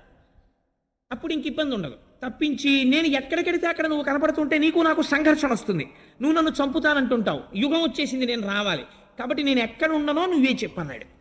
అంటే ఎంత గొప్ప మాట చెప్పాడో చూడండి. పరీక్షిత్ అన్నాడు, నీకు 4 స్థానాలు ఇస్తాను, నువ్వు అక్కడే ఉండు అన్నాడు. ఎక్కడ ఉండమంటావు అని అడిగాడు. మొట్టమొదట పరీక్షిత్ చెప్పిన స్థానం ఏదో తెలుసా అండి? జూదశాల యందు నీవు ఉండవచ్చు. రెండవది ఎక్కడ ఉండనన్నాడు, పానశాల యందు నువ్వు ఉండవచ్చు. ఎక్కడెక్కడ ఈ మత్తు గొలిపేటటువంటి పదార్థములను త్రాగుతారో అక్కడ నువ్వు ఉండవచ్చు. మూడవది స్వేచ్ఛావిహరిణులై ధర్మమునకు కట్టబడని ఆచార భ్రష్టులైన స్త్రీల యొద్ద నువ్వు ఉండవచ్చు. నాలుగవది ఎక్కడ ఉండవచ్చు? జీవహింస జరిగేటటువంటి ప్రదేశముల యందు నీవు ఉండవచ్చు. 4 ప్రదేశాలు నీకు ఇచ్చానన్నాడు. ఇప్పుడు మీరు పురాణంగా నేను దీన్ని ఈ మాట చెప్పి నేను దాటేశాను అనుకోండి, మీరు నా చొక్కా ఏం పట్టుకోరు. పాపవాడికి అదే వచ్చు లోపల చెప్పాడు, పాపవాడి జోలికి ఎందుకు మనకు వదిలేస్తారు నన్ను.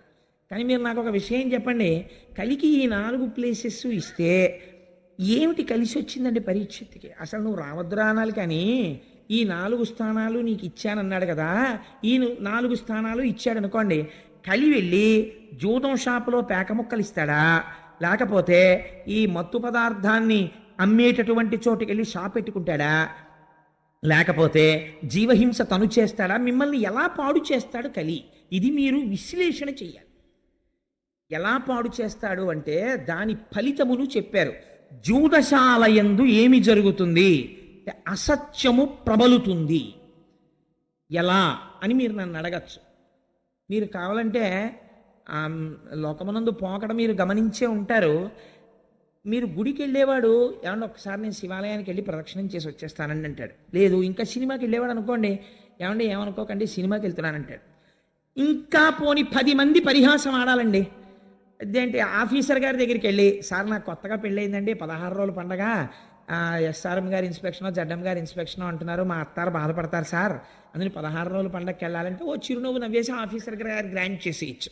అది కూడా నోటితో చెప్పుకుంటాడు నేను వెళ్ళాలండి అని. కానీ పేక ఆడుకోవడానికి వెళ్తున్నానండి అని చెప్తాడండి ఎవడైనా? చెప్పడు, మర్యాద పోతుందని తెలుసు వాడికి. అందుకని ఏం చెప్తాడు, అబ్బాయి ఏం లేదండి మా ఫ్రెండ్ ఇంటికి వెళ్ళొస్తాను మాస్టారు అని వెళ్ళిపోతాడు. లేకపోతే దానికి అందమైన పేరు ఎట్టుకుంటారు. దాన్ని నేను ఎందుకు చెప్పాలి కానీ ఇంగ్లీష్లో అయితే సితో ప్రారంభమైంది బీతో పూర్తి అయిపోయేటటువంటి 4 అక్షరాల సంస్థను ఒక దాన్ని పెట్టుకుంటారు. పెట్టుకుని అలా చెప్పుకోవడానికి సిగ్గేది, అందుకని అక్కడికి వెడుతున్నామని చెప్పుకుంటారు అని వెళ్ళిపోతారు. వెళ్ళిపోతే సాధారణంగా ఏమనుకుంటారంటే వీళ్ళందరూ లోపల కూర్చుని ఏదో దేవకార్యం నిర్వహిస్తున్నారు అనుకుంటారు. ఏం ఉండదు అక్కడ, బూడిద ఆడుకుంటుంటారు వీళ్ళందరూ. చాలా నిశ్శబ్దంగా ఐశ్వర్యం వెళ్ళిపోతుంది అక్కడ. అది కలిస్థానం. అందుకని అసత్యం ప్రారంభమవుతుంది. ఎందుకో తెలుసా అండి, సత్యమేవేశ్వరో లోకే సత్యం పద్మాశ్రితా సదా సత్యమూలాని సర్వాణి సత్యాన్నాస్తి పరమం పదం. సత్యాన్ని ఆశ్రయించి లక్ష్మి ఉంటుంది. అసత్యం పలకగానే లక్ష్మి వెళ్ళిపోవడం మొదలైపోతుంది. అక్కడ ఏమవుతుంది, అసత్యమే చెప్పాలి. కాబట్టి ఏం చేస్తాడు, ప్రారంభం అసత్యం, తీరా వెళ్ళిన తర్వాత 3 గంటలు కూర్చుని ఇంటికి వస్తాడు. పాపం భార్య అలా కూర్చుంటుంది. ఏమంటే ఇంతసేపు ఎక్కడికి వెళ్ళారండి అంటుంది. కోటేశ్వరరావు ఉపన్యాసానికి వెళ్ళానే, రోజు తప్పకుండా రండి రండి రండి రండి, మీరు రాకపోతే నేను చెప్పలేకపోతున్నాను అంటున్నాడు, అందుకని వెళ్ళానంటాడు. కాబట్టి ఏమైపోయింది, అక్కడ అసత్యం. అసలు ఆ కోటేశ్వరరావు అలా అడగడం లేదు. నాకు ఒక తమాషా ఆయన మాట వినపడుతుంటుంది ప్రపంచంలో. నాకు ఎక్కడ నవ్వు వస్తుందంటే, ఒక్కొక్కరు నాకు కనపడంటుంటారు, కోటేశ్వరరావు మీ ఉపన్యాసాలకి రాలేకపోయానండి ఏమనుకోకండి అంటారు. నేను అనుకోవడం ఎందుకంటే మా ఇంట్లో పెళ్ళి ఐదేమన్నా వస్తే సంతోషం, రాకపోయినా సంతోషం. మీరు రాకపోతే అంటే నేను కించపరిచాను కదా, ఆ మాట ఎందుకు. రాకపోతే అది it's not an excuse to be pleaded. దానికి పెద్ద ఇదే ఉందండి. ఈశ్వరానుగ్రహం ఉంటే వస్తారు, ఈశ్వరానుగ్రహం లేకపోతే రాలేరంతే భగవత్ సంబంధంలో. కాబట్టి అసత్యముతో మొదలవుతుంది. భార్యకి ఏమంటాడు, అబ్బాయి కోటేశ్వరరావు ప్రసంగానికి వెళ్ళాను, ఆయన బాధపడుతున్నాడు, ఒకసారి రమ్మని, అందుకని వెళ్ళానంటాడు. కానీ క్రమంగా తెలుస్తుంది, భార్య ఏడుస్తుంటుంది ఇంట్లో, మీరు ఏం చేస్తున్నారో నాకు తెలుసు, డబ్బులు పోతాయి, ఏమీ కాదు నీ మోహం, మా నాన్నగారికి పంపించానంటాడు. బుక్కా ఇస్తాడు, భార్య కదా డబ్బా ఇస్తాడు, పిల్లలకి తెలిసిపోతుంది. పిల్లాడు అంటాడు, నాన్న నువ్వు పేకాట ఆడుతున్నావా అంటాడు. లాగి లెంపకాయ కొడతావు, నోరు మొయ్యి, నీకెవడు చెప్పాడు రా అని క్రౌర్యంతో లెంపకాయ కొడతాడు. మొత్తం అసత్యం. ఎక్కడ జూదశాలలోంచి ఏ రూపంలో కలి ప్రవహిస్తున్నాడు, అసత్య రూపంలో వస్తున్నాడు. కాబట్టి భ్రష్టత్వం వచ్చేసిందంతే. రెండవదేది పానశాల, తాగగానే పోయేదేది యుక్తాయుక్త విచక్షణ పోయి మదము ప్రవేశిస్తుంది. ఎంత అతివాగుడు మొదలైపోతుందో. అప్పటి వరకు చాలా సౌమ్యంగా ఉంటాడండి, శుక పిక బకరవములు ప్రారంభమైపోతాయి.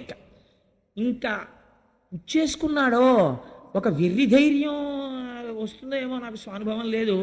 ఇంకా ఒక వెర్రివాగుడు మొదలెట్టేస్తాడంతే. ఎందుకంటే నేను ఒక రోజున రైల్లో చూశాను, నాతో వచ్చిన వాళ్ళు చూశారు. ఆ రోజున హైదరాబాద్ వచ్చిన వాళ్ళు నాతో, తుకారాం శర్మ గారు, ఆ తర్వాత కృష్ణప్రసాద్ గారు, వీళ్ళందరూ ఆ రోజున హైదరాబాద్ వెళ్ళాం. మేము వెళ్ళినప్పుడు ఒక ఆయన పీకల మొయ్య తాగేసి పాపం 2 బిడ్డలతో ఎక్కిన ఒక స్త్రీని వేధించాడు. నిజంగా సెల్ ఫోన్ ఎవరికో కొట్టేసి ఆవిడికి ఇచ్చి మాట్లాడమన్నాం, ఆ పిల్లలకి ఇచ్చి మాట్లాడమన్నాం. నాకు టిఫిన్ తీసుకొచ్చిన వాళ్ళు పక్క కంపార్ట్మెంట్లో ఉన్నారు. వాళ్ళు కోటేశ్వరరావు టిఫిన్కి రెండని కబురు చేశారు. నేను లేవబోతుంటే అన్నయ్య అని ఆవిడ కబుక్కుని పట్టుకుంది. నేను తెలబోయాను, అదేంటి ఈ సంబంధం ఎక్కడిది, ఈవిడ ఎవరో నాకు తెలియదే అనుకున్నాను. మీరెవరమ్మా అన్నాను. అంటే అన్నయ్య అన్నయ్య మాట్లాడాలన్నయ్య అని. నేను ఇలా రాగానే, అన్నయ్య మీరు వెళ్ళిపోతే వీడు ఏం చేస్తాడో, నేను దిగిపోదాం అనుకుంటున్నాను రాజమండ్రిలో, భయం వేస్తోంది అన్నయ్య, మీరు కూడా ఎవరు లేరు, నేను ఒక్కడనే ఉన్నాను అక్కడ, అన్నయ్య మీరు వెళ్ళకండి అన్నయ్య అంది. అప్పుడు నేను, అమ్మ మీరేం భయపడకండి అని టిఫిన్ కోసమని మళ్ళీ కబురు వచ్చింది, వీడు ఇంకా రాడేమిటని. అలా కాదు, మీరే ఇక్కడికి రండి, ఇక్కడ తిందాం అని వీళ్లతో మెల్లిగా మాట్లాడి, అదేంటి చెల్లాయి నువ్వు వెళ్ళి అక్కడ పడుకో అని చెప్పేసి ఈ 3 బెర్తుల్లో ఉన్న వాళ్ళల్లో ఒకళ్ళ దగ్గరికి ఈవిడిని పంపించి వాడిని ఇక్కడ ఇది ఇచ్చి పడుకోవాల్సి వచ్చింది. ఎంత దారుణం అండి. తెల్లవారి లేచేటప్పటికీ మీరు నమ్ముతారా, ఆయనంత పెద్ద మనిషి లేడు. ఎంత పెద్ద మనిషో. ఆవిడ వచ్చి ఎదురుగుండా కూర్చుంది. అన్నాడు విచిత్రం, సికింద్రాబాద్లో దిగిపోయే ముందు, sister I'm very sorry for what has happened, I'm not in my own mood, నేను రాత్రి లిక్కర్ తీసుకున్నానమ్మా, నన్ను మన్నించి అన్నాడు.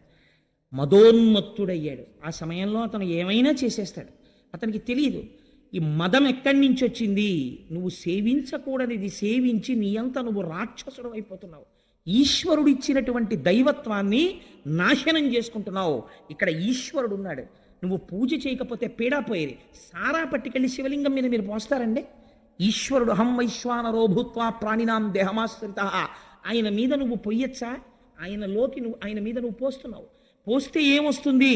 ఈశ్వరుని యొక్క దయ ప్రసరించదు, ఈశ్వరుని యొక్క ఆగ్రహము ప్రకటితమవుతుంది. ఏ రూపంలో? మదోన్మత్తుడవుతావు. ఆ మదం నిన్ను భ్రష్టుణ్ణి చేసేస్తుంది అంతే. ఇంటి వీధి ముందుకు వచ్చి పడిపోతావు. మర్నాడు నువ్వు వీధిలోంచి చెడుతుంటే ఆయనే నిన్న పడిపోయిన వాడు వీధిలో అని చెప్పుకుంటారు. పీనుగుని దింపినట్టు రిక్షాలు దింపి తీసుకెడుతుంటారు ఇళ్లలోకి సంకల కింద చేతులేసి. ఎంత దారుణం అండి! ఎందుకు? బతుకు బతికినట్ట చచ్చినట్ట? దేని వలన? కేవలం నీ నాడీ మండలకి ఉత్ప్రేరకం కోసమని మనుష్యుడవై పుట్టి 10 మందికి చెప్పవలసిన వాడివి, బిడ్డలు పెళ్లిళ్ళకు వచ్చేసినటువంటి స్థితిలో నువ్వు ప్రవర్తించవలసినటువంటి ప్రవర్తన ఇది. కలి అలా రాగలడు, మద రూపంలో వస్తాడు మధ్యశాల నుంచి. అందుకుని నువ్వు పానశాల ఎందు ఉండవచ్చు. ఏమిటి ధైర్యం పరీక్షిత్తుకి? తన వాళ్ళు ఎవరు అసలు అక్కడికి వెళ్ళరు. కాబట్టి నువ్వు పానశాల ఎందు ఉండవచ్చు. మూడవదేది స్వేచ్ఛా విహరిణి అయిన స్త్రీ. నేను ఎంత తక్కువ మాట్లాడితే అంత మంచిది దాని గురించి, అందుకని నేను అసలు ఆ ప్రస్తావన చేయను.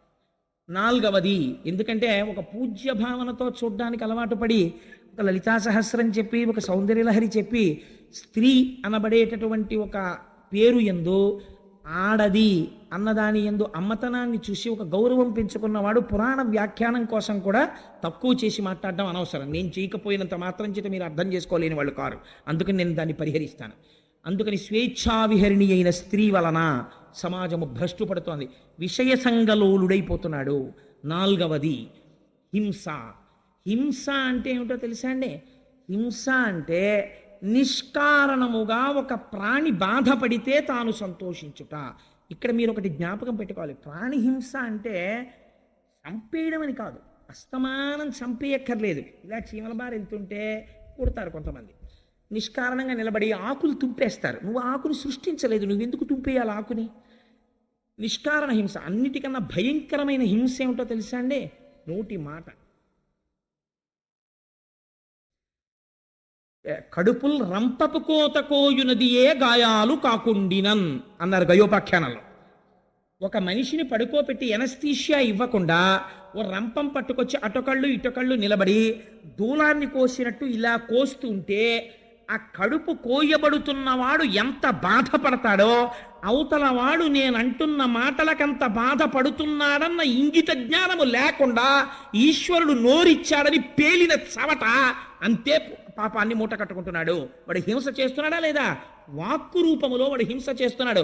వాక్కు యందు అదుపు ఉండాలి. అవతల వారు బాధపడకుండా మధుర మధురముగా మాట్లాడడం నేర్చుకోవాలి మనిషి. ప్రయత్నపూర్వకంగా అభ్యసించకపోతే మాట యందు కాఠిన్యం అలవాటైపోతుంది. కాబట్టి ఏమైపోయింది? క్రౌర్యము. అవతల వారి యందు నిష్కారణమైనటువంటి కోపం. అవతలవాడు బాధపడిపోతుంటే వీడు సంతోషపడ్డాం. అవతల వాడి బాధ వీడి సంతోషమునకు హేతువైన నాడు కలిపురుషుడు ప్రవేశించినాడు. కాబట్టి ఏమైంది? ఈ 4 స్థానములు నీకు ఇస్తున్నాను. పరీక్షిత్ నమ్మకమేమి? తన పరిపాలనలో ఉండగా ఎవ్వరూ ఆ 4 చోట్లకి వెళ్ళరు. అంతే కదండి? ఈ 4 చోట్లకి బాగా వెళ్ళాలని కోరుకుంటే వాడు పరీక్షిత్తు కాడు, కలి యొక్క ప్రతినిధి కదా. అదర్వైజ్ సేస్ అంతే కదండి మరి పురాణం. కాబట్టి ఇప్పుడు ఏమైంది? పరీక్షిత్తు తన ప్రజలు వెళ్ళరని కోరుకున్నాడు. వెళ్ళరన్న నమ్మకంతో ఈ మాట చెప్పాడు. ఈ మాట పరీక్షిత్తుకే తెలిస్తే కలికి తెలియదండి. తనకి వెళ్ళడానికి ఆ 4 చోట్లకి ఎవడు రాడు, నేను పాడు చేయలేనని. మీకు ఇంకొక గమ్మత్తు నేను ఇక్కడ చెప్పాలి. దేనికి అదే ఫలితం అని మీరు అనుకుంటున్నారేమో. ఈ 4ంటికి కాదు. మీరు కలి యొక్క పరిస్థితి ఎలా ఉంటుందంటే, నాలాంటి వాడు కూర్చోడానికి రైల్లో కొంచెం సీట్ ఇచ్చినట్టు ఉంటుంది. నన్ను కొంచెం కూర్చొని ఇచ్చారనుకోండి, ఇంత శరీరంతో ఇంత చోటిస్తే ఊరుకుంటానా? కొంచెం కొంచెం తోసుకొని ఆక్రమించడం మొదలెడతా కదా. అంటే నేను అలాంటి పనులు చేశాను అనుకోకండి, వేరొకరి మీద ఉదాహరణ పెట్టకూడదు కాబట్టి. నిలబడతాను తప్ప అలాంటి దిక్కుమాలిన పనులు నేను చేయను. కాబట్టి జరిగినదేమి అంటే, మీరు 4ంటిల్లో ఒకదాన్ని పట్టుకున్నారనుకోండి, మిగిలిన 3ంటికి ఎలా లాగేయాలో కలికి తెలుసు. మీకు ఒక్క ఉదాహరణ చెప్పి నేను పూర్తి చేసేస్తాను. చూడండి, ఈ 4ంటిలో ఉదాహరణకి జూదశాలలోకి వెళ్ళాడు అనుకోండి. ఉట్టినే సరదాగానండి, నేనేం ఆడ చూస్తానంటాడు. ఈ చూడడం ఏమవుతుందంటే, వాడికి ఎప్పుడో అప్పుడు శారీరక సంబంధమైనటువంటి విరామం కావలసి వస్తుంది. ఇంటికి వెళ్ళకపోతే భార్య ఊరుకుంటుంది. ముసిలి వాళ్ళు అయిపోయిన తల్లిదండ్రులు పాపం అలా గుడ్లకి కంటిరెప్పల పైకి గుండు సూదులు ఇట్టుకుని కొడుకు కోసం ఎదురు చూస్తారు, కానీ మలమూత్రాలు ఆగవుగా. అందుకని బాత్రూంలోకి వెళ్ళాలి. నిర్దాక్షిణ్యంగా ఉంటారు అప్పుడు పక్క వాళ్ళు, వీడి కోసం వాళ్ళేం ఆపరం. అందుకని వీడు ఎవరికో ఒకళ్ళకి ప్రాక్సీ ఇవ్వాలి, వీటిని వాడికి అప్పచెప్పి వెళ్ళాలి. అందుకని వీడు ఏం చేస్తాడంటే హెల్పింగ్ హ్యాండ్ కింద కూర్చుంటాడు, 12th మ్యాన్ కూర్చున్నట్టు. అంతే, చాలా అయిపోయింది. ఇంకా తర్వాత ఏమైంది, వీడు ప్రోనోట్ల మీద సంతకాలు పెట్టడం మొదలెడతాడు. ఐశ్వర్యం నిశ్శబ్దంగా వెళ్ళిపోతుంది. అక్కడి నుంచి ఏమైంది, అసత్యం ప్రారంభం అవుతుంది. అసత్యంలోంచి లక్ష్మి వెళ్ళిపోవడం ప్రారంభం అవుతుంది. లక్ష్మి వెళ్ళిపోవడం ప్రారంభమైన కలి ఊరుకోడు, జూదశాలకి రా రా రా అని లాగుతాడు. లాగాడు కాబట్టి ఏం చేయాలి, భార్య మెళ్ళో పుస్తిల్తాడు కూడా లాగేసి తీసుకెళ్ళిపోతాడు. కాబట్టి ఏమైపోయింది, అది దొంగతనం వైపుకి వెళ్ళిపోయింది. ఆవిడేమంటుంది, ఇంకా నేను మీతో కాపరం చేయలేని పుట్టింటికి వెళ్ళిపోతానంటుంది. ఆవిడ్ని కొట్టడం మొదలెడతాడు. ఏమైపోయింది, క్రౌర్యంలోకి వెళ్ళిపోయాడు, హింసలోకి వెళ్ళిపోయాడు, దొంగతనంలోకి వెళ్ళిపోయాడు. పిల్లల్ని కొడతాడు, వాళ్ళ ఫీజులు కట్టడు, వాళ్ళ చదువు గురించి చూడడు, మానమర్యాదలు పట్టించుకోడు. నా భార్య ఇంటికి వెళ్ళేటప్పటికీ నా మీద తగాదా పెట్టుకుంటోందని పరస్త్రీని కోరుకుంటాడు.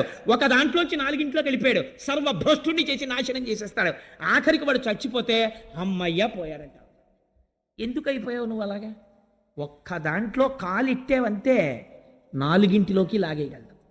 కాబట్టి ఈ 4 దుష్ఫలితములు 4 ఆశ్రయించి ఉన్నాయి. భాగవతం అందుకని విను. ఈ జీవితం ఎక్కడ పాడైపోతోందో నీకు చెప్పేస్తాం. ఇది అర్థం చేసుకో. ఇంత అగ్నితప్తం జరగాలి, బంగారం అగ్నిహోత్రంలో ఉడకాలి. ఇప్పుడు ఇంత ఉడుకుతోంది, ఇప్పుడు రావాలి శుకుడు. ఇప్పుడు వస్తే తప్ప, మహానుభావుడు వచ్చి కూర్చుంటే తప్ప ఎదర భాగవతం ఇప్పుడు వస్తుంది. ఇంకా ఇప్పుడు వస్తే అది వింటూ ఉంటే మన జీవితాలు భగవద్ అనుగ్రహానికి అందుకు నోచుకుంటాయని చెప్పారు భాగవతం వింటే. ఇప్పుడు ఏమైంది, ఈ 4 ఇస్తే పరీక్షిత్తుకే తెలుసు కదా ఎవరు వెళ్ళరని. ఇప్పుడు మీకు చెప్పాను కదా, ఒకదానికి ఎడితే 4 రకాలుగా భ్రష్టుడవుతాడు. కాబట్టి ఎక్కడికి ఎవడు వెళ్ళడు. ఆ నమ్మకంతోటే కదా పరీక్షిత్ ఇచ్చాడు ఈ స్థానాలు. కాబట్టి ఆ మాత్రం తెలివితేటలు కలిపురుషుడికి లేవండి. కాబట్టి కలిపురుషుడు ఏమనాలి ఇప్పుడు, ఎందుకంటే ఆ 4 స్థానాలు నాకు అక్కర్లేదు అనాలి. అక్కర్లేదంటే ఆయన అవతల బాగుంటాడు. అందుకే కలిపురుషుడు అంటే ఏంటి, చాలా తెలివితేటలుగా మభ్యపెట్టగలిగిన వాడు. కాబట్టి ఆయన ఏమన్నాడో తెలుసా అండి, మీరు పావుషేరు శనగపప్పు పట్టరండి, నేను పావుషేరు ఓ కట్టుకొస్తాను, ఇద్దరం కలుపుకొని పంచుకు ఊదుకు తిందామన్నట్టు. ఎవడం ఓ కట్టుకు రావడం ఎందుకు, కలుపుకోవడం ఎందుకు, పంచుకోవడం ఎందుకు, ఊదుకు తినడం ఎందుకు, తను ఏదో తెచ్చినట్టు ప్రజ్ఞ అనమాట. అలా ఎంత మెహర్బా. నాకు లోకంలో చాలా విచిత్రంగా ఉంటాయి పోకడలు. పాపం ఒక ఆవిడ, ఏమంటే ఎప్పుడు చూసినా మా నాన్నగారు గొప్ప, మా అమ్మగారు గొప్ప, మా నాన్నగారు గొప్ప, మా అమ్మగారు గొప్ప అని నిష్కారణంగా మా అమ్మగారిని నాన్నగారిని తిడతారు. మీ అమ్మ చూడు, మీ నాన్న చూడు ఎప్పుడు అని చెప్పి పాపం వాళ్ళని తిడతారు. అదేమిటండి, మా అమ్మగారు నాన్నగారులలో ఒక్క సుగుణం లేదా అంటే ఆయన అన్నట్ట, సరే ఇవాళ నుంచి నేను మా అమ్మగారిని నాన్నగారిని పొగిడి మీ అమ్మగారిని నాన్నగారిని తిట్టను. మీ అత్తగారు మామగారే మంచివాళ్ళు, మా అత్తగారు మామగారే భ్రష్టులు, సరేనా అన్నాడు. ఏమైంది, ఎటు మారిస్తే ఏమైంది? అలా అదొక రకమైనటువంటి గుంభనం. మాటలో అతి తెలివితేటలు. కలిపురుషుడు ఎలాగా మభ్య పెట్టాడో చూడండి. మభ్య పెట్టడం అండి లక్షణం. అసలు ఆ మభ్య పెట్టేటటువంటి మాట తీరు ఎక్కడి నుంచి వస్తుందో తెలుసా అండి, ఇక్కడ అశౌచం ఉంటే అవతల వాళ్ళని ఎలాగో అలా లొంగదీసే మాట మాట్లాడడం మొదలవుతుంది. తన సత్యమునకు కట్టుబడిపోయాడు అనుకోండి, ఇక్కడ కలిస్థానం లేదనుకోండి, అసలు అవతల వారి యొక్క ప్రయోజనాన్ని తాను కోరుకోవట్లేదు. కాబట్టి అసలు అటువంటి ఆ మాటలు రావు నోటి వెంట. ఎలా మాట్లాడాడో చూడండి, ఎంత గొప్పగా మాట్లాడాడో. అయ్యా మీరు 4 ఇచ్చారు కదా, ఈ 4 నేను ఊంచుకోవడానికి తగిన స్థానము లేదు కనుక ఇంకొకటి ఇప్పించండి అన్నాడు. ఇంకొకటి ఇప్పించండి అంటే ఆయనకి తెలిసి 4 తప్ప ఇంకొకటి ఏది ఇచ్చినా అందులోకి నేను ప్రవేశించడానికి అవకాశం వెతుక్కోవచ్చు. గభాలన పరీక్షిత్ అన్నాడు, బంగారం ఇచ్చాను. ఎందుకన్నాడా మాట అంటే, ఆ రోజుల్లో బహుశా ఒక లక్షణం ఉండేది. అంటే భాగవతంలోనే ఒక చోట వ్యాఖ్యానంలో ఒక మాట చెప్తారు. నిస్సంగులైనటువంటి వారు ఆత్మజ్ఞానమును ప్రబోధం చేసేటటువంటి వారికి హేమము అంటే బంగారమునందు లోభత్వం ఉండదు. వారు కోరుకోరు, వాళ్ళకి అది పెద్ద ఆసక్తి ఉండదు దాని మీద. అట్లాంటి వారు లోకములో ఉండగా, వారి ప్రబోధం ఉండగా లోకం ఎందుకు పాడవుతుంది అనుకున్నాడో ఏమో, బంగారమునందు స్థానం ఇచ్చానన్నాడు. పరీక్షిత్ ఒంటి నిండా బంగారం ఉంది, ఆపాదమస్తకం, కిరీటం దగ్గర నుంచి ఆభరణాల వరకు ఉంది. వెళ్ళలేడండి. అందరిలోకి వెళ్ళడం ఎందుకండి, పరీక్షిత్తులోకి వెళ్ళిపోతే సరిపోయాయి, డైరెక్ట్గా నాశనం అయిపోయింది. పరీక్షిత్తును పాడి చేసేస్తే చాలు, తను ఇంకా రాజద్వారం తెరిచేసుకున్నట్టే. కోటలోకి ప్రవేశించడానికి సామాన్య సిపాయిల్ని ఎంతమందిని చంపుతారు? రాత్రికి రాత్రి మీరు కుట్ర చేసి ప్రభువుని బంధించేశారనుకోండి, అయిపోయిందంటే సింహాసనం మీ హస్తగతం అయిపోయింది. ఇప్పుడు పరీక్షిత్తుని కొట్టాలి. దొరికేశాడు. ఎక్కడ దొరికేశాడు? తన మాట తప్పని తనమే తనకి ప్రతిబంధకం అయిపోయింది. నీకు బంగారమునంది ఇచ్చానన్నాడు. చాలు మహాప్రభో, చాలా సంతోషం. వెళ్ళిపోయాడు పరీక్ష. ఇంటికి వెళ్ళాడు. కోరిక పుట్టింది, వేటకెడితే బాగుండనిపించింది. ఎందుకని? ఒంటి మీద బంగారం ఉంది కాబట్టి పుట్టేసింది, అంతే. కలి ప్రవేశం జరిగిపోయింది. వేటకెడదామనిపించింది. అనిపించి ఆ వేట కోసమని బయలుదేరాడు. బయలుదేరితే అనేక మృగములను వేటాడాడు. ఎందుకు వేటాడడం అంటే, కలి యొక్క అంశలలో తానిచ్చిన వేరొక స్థానములోకి వచ్చేసాడు బంగారంలోంచి. ఇప్పుడు పరీక్షిత్ ఎలా మీకు చెప్పాను కదా, ఒక దాంట్లోకి వస్తే చాలు, మిగిలినవన్నీ వచ్చేసి నాశనం అయిపోతాడు. ఇప్పుడు బంగారం ఉంది ఒంటి మీద, వచ్చాడు కలి. కాబట్టి ఇప్పుడు ఏమైంది? జీవహింస చెయ్యాలన్న కోరిక పుట్టి. వేటకి ప్రభువు ఎప్పుడు ఎడతాడు అంటే, సాధారణంగా ఎప్పుడు ఎడతాడంటే, జానపదులు వచ్చి అయ్యా క్రూర మృగాల సంఖ్య పెరిగిపోయిందండి అంటే, ఊరు మీదకి రావడానికి భయపడే రీతిలో దండుగా వెళ్ళి, రాజు అందుకే పెద్ద పరివారంతో పెడతాడు. కనుమ పండగకి వెంకటేశ్వర స్వామి గారు పెడతారు వేటకి. మనం మేము చూసాం, వెళ్ళిన వాళ్ళం. అలా ఆ వేటకి వెళ్ళి కొన్ని క్రూర మృగాల్ని వేటాడతాడు. అలా వెళ్ళాలి, అంతేకాని ఆ జంతువుల్ని చంపడం సరదాగా వెళ్ళకూడదు. అలాంటి ఆలోచన పుట్టింది, చంపుదాం. ఇప్పుడు ఏం చేశాడు? వేటకెళ్ళాడు. ఇప్పుడు ఏమైంది?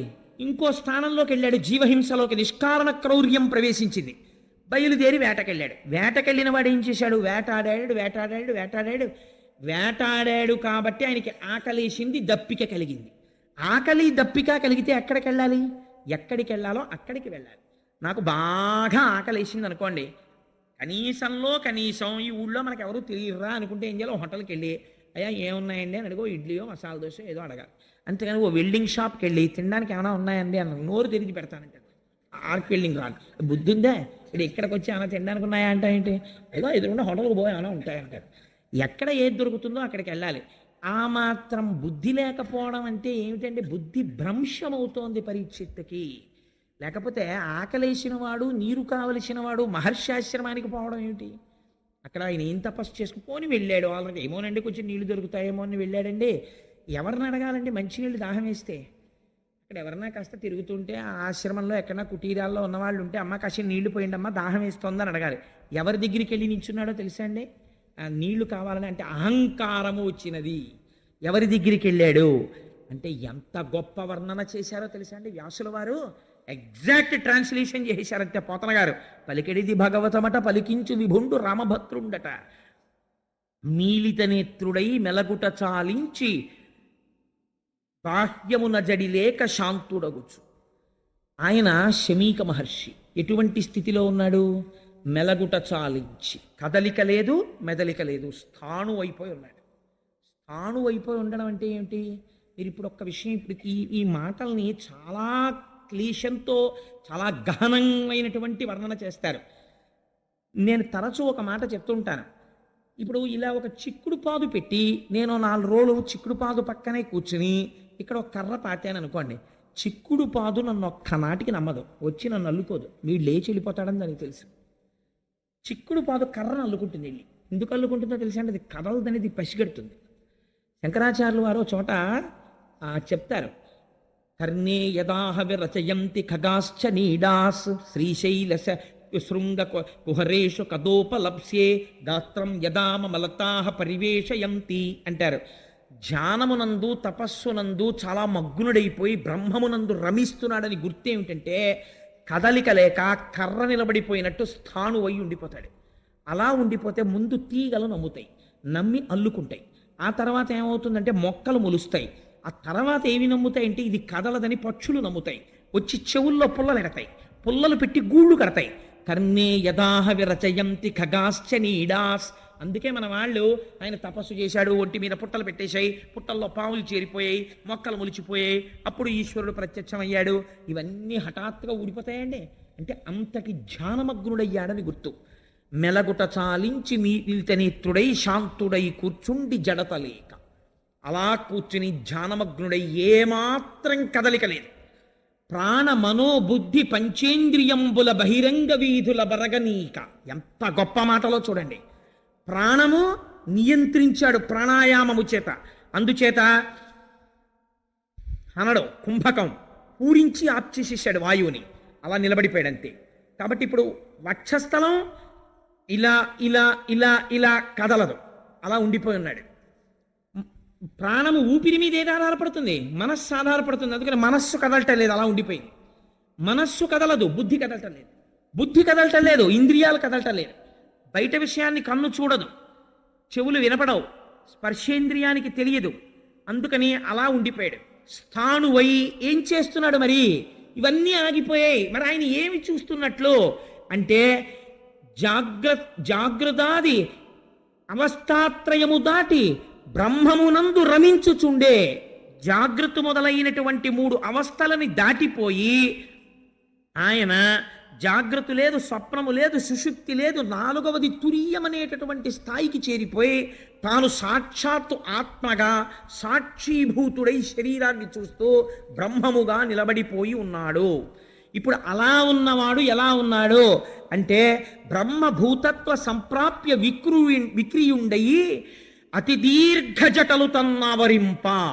అలా కూర్చుని ఉండిపోతే బ్రహ్మముతో రమించి నిలబడగా వెంట్రుకలు మాత్రం పెరిగిపోతున్నాయి, గోళ్లు పెరిగిపోతున్నాయి. అవి జటలు కట్టేసి కేశ సంస్కారము లేక వ్రేలాడుతున్నాయి. రురు మృగచర్మమును దాల్చి అలరుచున్న తపసి పొడగని తాళిత శోషిత తాళుడగుచు. ఎంత చిత్రం జరిగింది! ఒక కృష్ణ జింక యొక్క మృగాన్ని కట్టుకుని అలా కూర్చుని ఉండిపోయాడు, వస్త్రం కూడా లేదు. అటువంటి శమీక మహర్షి దగ్గరికి వెళ్ళాడు. ఎవరు? ఈ శోషిత తాళుడగుటు, దాహం కోసం ఆర్తి పొందినటువంటి పరీక్షిత్. ఎలా అంటే మౌన భాషల డగ్గరి మనుజ విభుడు. వెళ్ళి ఎలా నిలబడ్డాడు అంటే నీటి కోసం కాదు, మౌన భాషల దగ్గరి మనుజ విభుడు. ఇప్పుడు దేనికోసం వెళ్ళాడు? నీటి కోసం వెళ్ళాడన్నది ప్రధానం.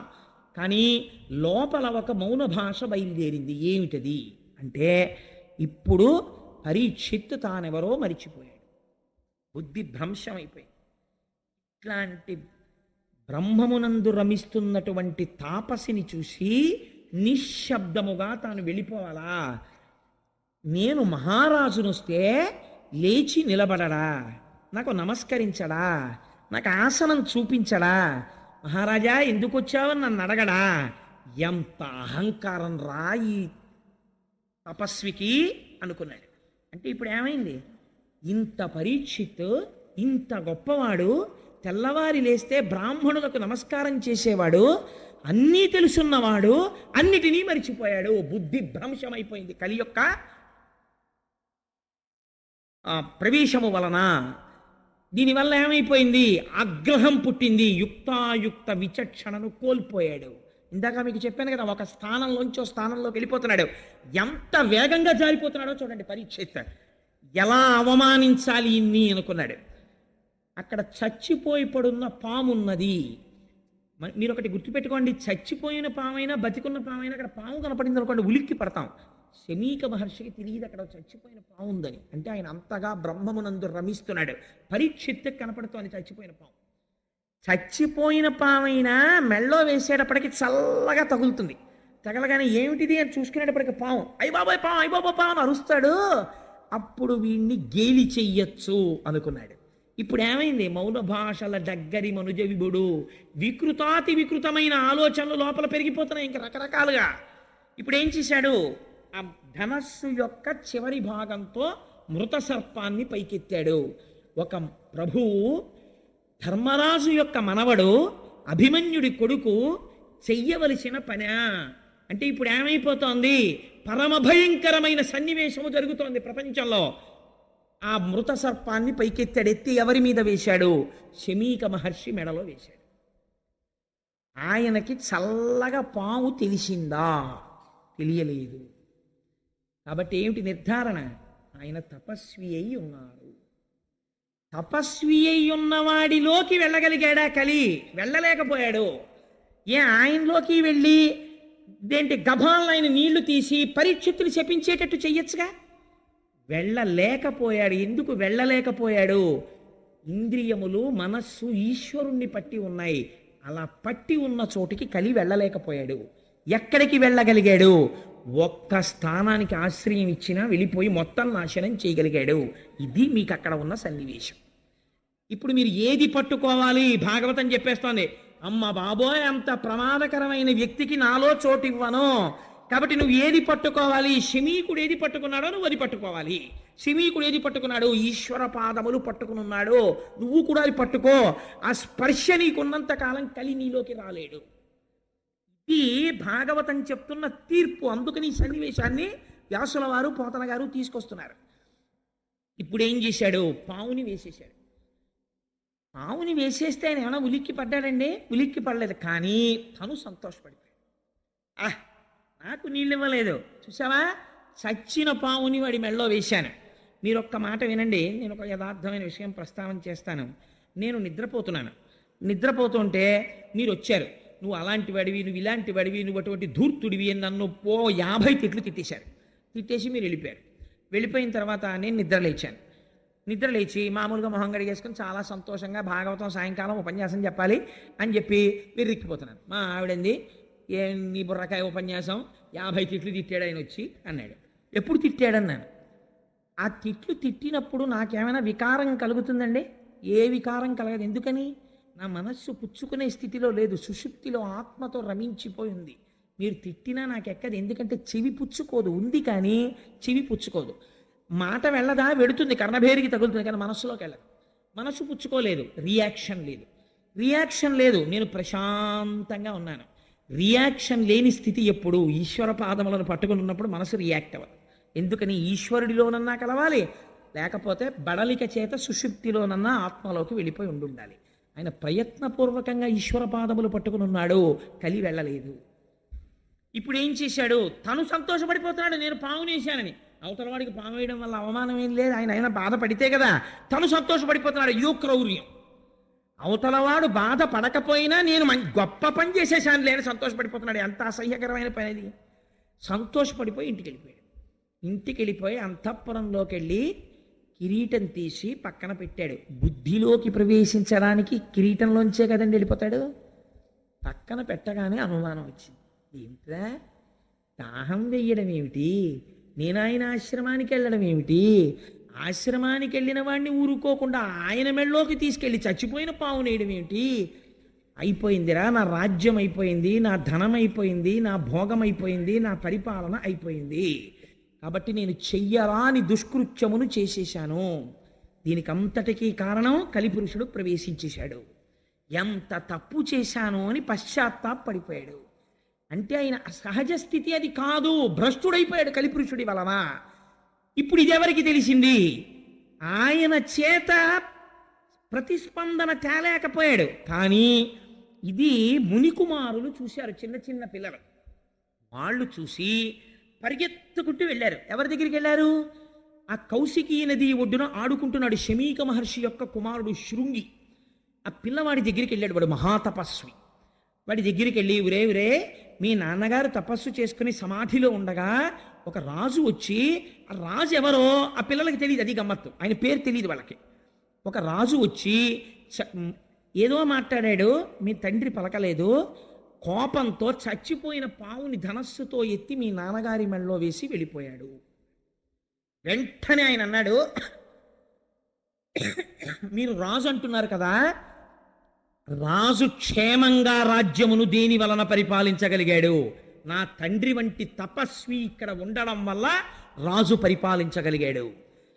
ఒక యజమాని బయట పారేసినటువంటి ఎంగిలి మెతుకులు తిని బలిసినటువంటి కాకి యజమాని తల మీద తంతే ఎంత అకృత్యమో, ఇంటి బయట కూర్చోవలసిన కుక్క యజమాని నివేదనకి సిద్ధం చేసిన ప్రసాదాన్ని ఇంట్లో కలియబడి తింటే ఎంత అపచారమో, బయట ఎక్కడో నిలబడి దానం అడగకుండా, ధర్మం అడగకుండా, ఒకటి అడగకుండా జింక చర్మం కట్టుకుని సమాధిమగ్నుడైన నా తండ్రి మెడలో పాము వేశాడా, మృత సర్పాన్ని వేశాడా అని వెంటనే కౌశికీ నది జలాల్ని చేత్తో పట్టుకున్నాడు. ఓడక వింటి కోపున మృతోరగమున్ కొని తెచ్చి మారుమాటాడకయున్న మజ్జనకు అంశతలంబున పెట్టి దుర్మత క్రీడ చెరించు రాజు హరకేశువులడ్డిననైనా చచ్చుపోనేటి కేడవనాడు ఫణీంద్రు విషానల హెతి సంహతిన్. అంతే, శాపం ఇచ్చేశాడు. ఆ నీళ్లు పట్టుకుని ఒక్క మాట అన్నాడంతే. ఓడక వింటి కోపున మృతోరగమున్ కొని తెచ్చి, చేతిలో ఉంది కదా ధనస్సు అని చెప్పి చెయ్యకూడని పని చేశాడు. ఎంత మాట అన్నాడో చూడండి. దేనికి ధనస్సు చేతిలో? అమాయకులైన ప్రజల్ని రక్షించడానికి చేతపట్టాడు. కానీ ఇవాళ చేతపట్టిన ధనస్సుతో అకృత్యాన్ని చేశాడు. ఓడక వింటి కోపన మృతోరగమున్ కొని తెచ్చి మారుమాటాడకయున్న మజ్జనకు అంశతలంబున పెట్టి, కనీసం ఎదురు తిరిగి ఒక మాట మాట్లాడలేదే అవమానించాడనడానికి. సమాధిమగ్నుడైన మా తండ్రి యొక్క కంఠసీమనందు స్మృత సర్పాన్ని వేశాడా? అటువంటి రాజు ఎవడైనా అయ్యుండి ఉండవచ్చుగాక. హరకేశవులడ్డిననైనా వాడు ఈశ్వరుడే అడ్డని, శ్రీ మహావిష్ణువే అడ్డని చచ్చుబో 7వ నాడు, 7వ నాటికి చచ్చూరుకుంటాడంతే అని. ఎలా చచ్చిపోతాడు? పైగా తక్షక ఫణీంద్ర విషానల హితి సంహతిన్, తక్షకుడనేటటువంటి ఒక మహాసర్పము యొక్క కాటు వలన మరణించుగాక అని ఆ నీళ్లు విడిచిపెట్టేసి తిరిగి ఆశ్రమానికి వచ్చేసాడు. మీరు ఇవాళ నాతో కొద్దిగా సహకరించండి, శుకమహర్షిని ప్రవేశపెట్టి పూర్తి చేద్దాం. మహోత్కృష్టమైనటువంటి స్థితి. ఇవాళ శుకమహర్షి వస్తే మన జీవితం ధన్యమైపోతుంది. నేను శుకుల్ని ప్రవేశపెట్టాలని ప్రయత్నం చేస్తున్నాను. ఆశ్రమానికి వచ్చి ఏడుస్తున్నాడు తండ్రి ముందు పడి. తండ్రికి బాహ్యస్మృతి వచ్చింది. అడిగాడు, ఎక్కువ సమయం తీసుకోనమ్మా, ఒక్క 10 నిమిషాలు, సాధ్యమైనంత సంక్షిప్తంగా చెప్పే ప్రయత్నం చేస్తాను. ఆయన అన్నాడు, ఎందుకు ఏడుస్తున్నావు అన్నాడు. అంటే తండ్రి మీ కంఠమునందు మృత సర్పం ఉన్నది అన్నాడు. తీసి కింద పరేశాడు శమీకుడు. ఎవరు వేశారన్నాడు. నాకు తెలియదు, ఎవరో రాజు వేశాడు. ఆ రాజుని శపించాను నాన్నగారు, నేటికి 7వ రాజు చచ్చిపోవాలని అన్నాడు. వెంటనే మహర్షి అన్నారు, పాపంబు మనకింక ప్రాపించ మనకింక. ఎంత పని చేశావురా, నువ్వు చేసినటువంటి దుష్కర్మ వలన మనకి పాపము సంప్రాప్తించింది. ఎందుకో తెలుసా? రాజు నశించిన రాజ్యమందు నువ్వు రాజు మరణించాలని కోరుకున్నావు. రాజు చచ్చిపోతే కలిపురుషుడు ప్రవేశించని మనస్సులు అలా ఉంటాయి. అపకారి యందు కూడా ఔదార్యంతో ధర్మం మాట్లాడతాడు. మనకింక రాజు నశించిన రాజ్యమందు బలవంతుడగువాడు బలహీనుడగువాని పశు దార హయ సువర్ణాదులను అపహరించు. రాజు అంటే విష్ణు అంశ. విష్ణువు యొక్క అంశతో రాజు పరిపాలిస్తూ ఉంటాడు. నువ్వు రాజుని తొందరగా శపించేశావు. పరీక్షిత్తు వెళ్ళిపోతే ఇంకా మళ్ళీ మనకు అటువంటి పరిపాలకుడు ఎక్కడొస్తాడు? రాజు నశించిపోతే ఏమవుతుందో తెలుసా? బలహీనుడైనటువంటి వాణ్ణి బలవంతుడైనటువంటి వాడు వచ్చి మొత్తి ఏమెత్తుకుపోతాడో తెలుసా? వాడి పశువుల్ని ఎత్తుకుపోతాడు. దారా, ఆఖరికి ఇది యుక్తాయుక్తమా అని చూడకుండా వాడి భార్యని కూడా ఎత్తుకుపోతాడు. అయా, గుర్రాలను ఎత్తుకుపోతాడు. సువర్ణ, ఎత్తుకుపోవట్లేదండి. కారు పార్క్ చేస్తే ఎత్తుకుపోతారు, స్కూటర్ పార్క్ చేస్తే ఎత్తుకుపోతారు. కారు పార్కింగ్ ప్లేస్లో మీరు కారు పెట్టి అపార్ట్మెంట్లో పడుకుంటే టేప్ రికార్డర్ ఎత్తుకుపోతారు. హయం అంటే నాకు గుర్రాలు లేవు కదండి, కలిపురుషుడు రావనక్కర్లేదు. గుర్రాలంటే కారులే, వాహనం కదా. అందుకని హయ సువర్ణాదులను అపహరించు. బంగారం అనేటటువంటిది ప్రాణం మీదకి తెచ్చేస్తుంది. ఎక్కడ వరకు ఎందుకండి? ఒక పిచ్చి తల్లి బ్యాంక్ ఎంప్లాయీ ఒంటి మీద బంగారు నగలు వేసుకుని వెళ్ళడం ఆవిడ సంతోషం అంతే. ధర్మబద్ధంగా ఆర్జించుకున్నటువంటి 4 నగలు వేసుకుని బ్యాంకుకి వెళ్ళేది ఆవిడ. నేను ఆ మధ్య చదివాను ఇక్కడ రాజమండ్రి దగ్గరలో, ఒంటి మీద బంగారు నగల కోసమని ఒక పండగ నాడు ఆవిడ తల పట్టుకుని ఆటో రాడ్లకేసి కొట్టి చంపేసి నగలు ఎత్తుకుపోయి శవాన్ని తీసుకెళ్లి కాలవలో పారేశారు. కలిపురుషుడు ఉన్నాడు బంగారమనందు. చంపేలా మూలఘాతి, నాశనం.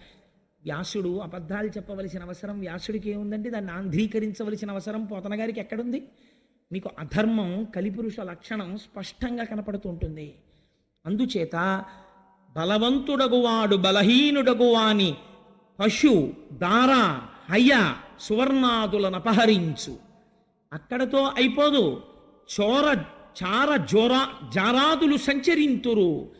జారత్వం చేసేవాడు సిగ్గు లేకుండా చెప్పుకుంటాడు.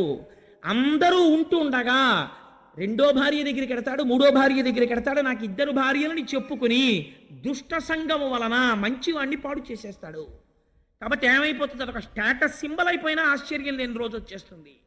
కాబట్టి ఎటువంటి స్థితికి వెళ్ళిపోతారు అంటే చోరాదులు సంచరింతురు, ప్రజలకు అన్యోన్య కలహంబుల తిశయిల్లు. నిష్కారణంగా ప్రజలు దెబ్బలు కూడా మొదలెడతారు, పైన అదుపు చేసేవాళ్ళు లేడు అన్న ధైర్యంతో.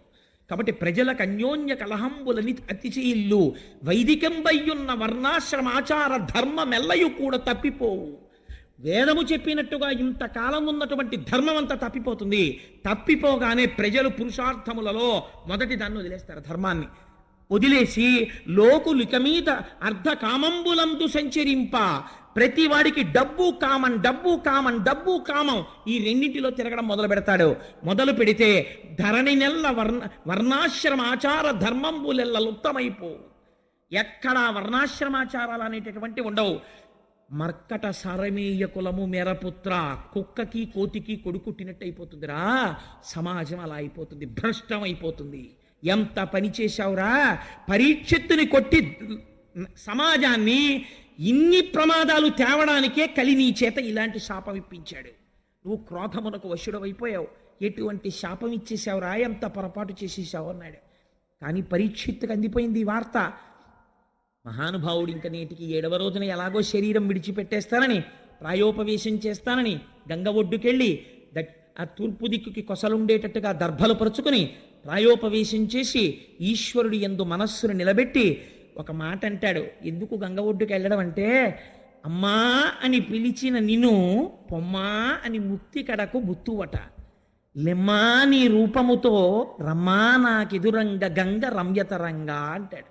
ఎంత గొప్ప పద్యం అంటే నిజంగా పోతన గారికే చెల్లింది గంగ మీద పద్యం రాయడం. అమ్మా అని పిలిచిన నిన్ను ఎవరైనా నీ దగ్గరికి వచ్చి అమ్మా గంగమ్మ అంటేట ఎంత అనుగ్రహిస్తావో తెలుసా, పొమ్మా అని ముక్తి కడకు బుత్తువట. ఇది గంగా స్నానానికి గొప్పతనం. పోరా, ఇది తప్పులు చేస్తే తీసేసాను నీ పాపాలు, పో మోక్షానికి అని పంపించేస్తావుట. అమ్మా నాకు టైం అయిపోయిందమ్మా, శాపం పొందేశాను, లెమ్మా నీ రూపముతో, అమ్మా ఒక్కసారి నాకు దర్శనం ఇవ్వా, లెమ్మా నీ రూపముతో, రమ్మా నాకెదురంగ గంగ రమ్యతరంగా, ఈ తరంగములతో వచ్చి నీలో నన్ను కలిపేసుకోమ్మా అని గంగ ఒడ్డున ప్రాయోపవేశం చేశాడు. ప్రాయోపవేశం చేస్తే పరీక్షిత్, ఎవరు యాగం చేస్తే దేవతలు వచ్చి కూర్చున్నారో అటువంటి మహాపురుషుడు శాపగ్రస్తుడై ప్రాయోపవేశం చేశాడు. ఇప్పుడు ఈ సన్నివేశం చూడడానికి ఎవరు వచ్చారో తెలుసా అండి? గౌతముడు, అగస్త్యుడు, విశ్వామిత్రుడు, వశిష్ఠుడు మొదలైనటువంటి ఋషులందరూ వచ్చేశారు. ఎందుకు ఇది చూడడం? వాళ్ళకైనా సరదాయా ప్రాయోపవేశం చేసి చచ్చిపోతుంటే చూడడం కాదు. పరీక్షిత్ నిర్గమించగానే కలి విజృంభణం ఎలా ప్రారంభమవుతుందో చూస్తున్నారు. ఇంకా ఎంత ఆశ్చర్యం రా! నిన్నటి దాకా స్థానం లేని కలి బంగారం ఇవ్వగానే కొట్టేశాడంతే, మొత్తం ఆక్రమించేస్తున్నాడు. ప్రారంభమైపోయింది రాజ్యంలో ఎక్కడ చూసినా. ఈ ఆశ్చర్యాన్ని చూడడానికి ఈశ్వర శాసనం ఎలా ఉంటుందో, ఉత్తర క్షణంలో ఎలా మారిపోతోందో లోకం, పరీక్షిత్ వెళ్ళిపోతున్నాడని, ఇంతటి ధర్మమూర్తి నిర్గమించేస్తున్నాడు అని చూడడానికి అందరూ వచ్చి కూర్చున్నారు.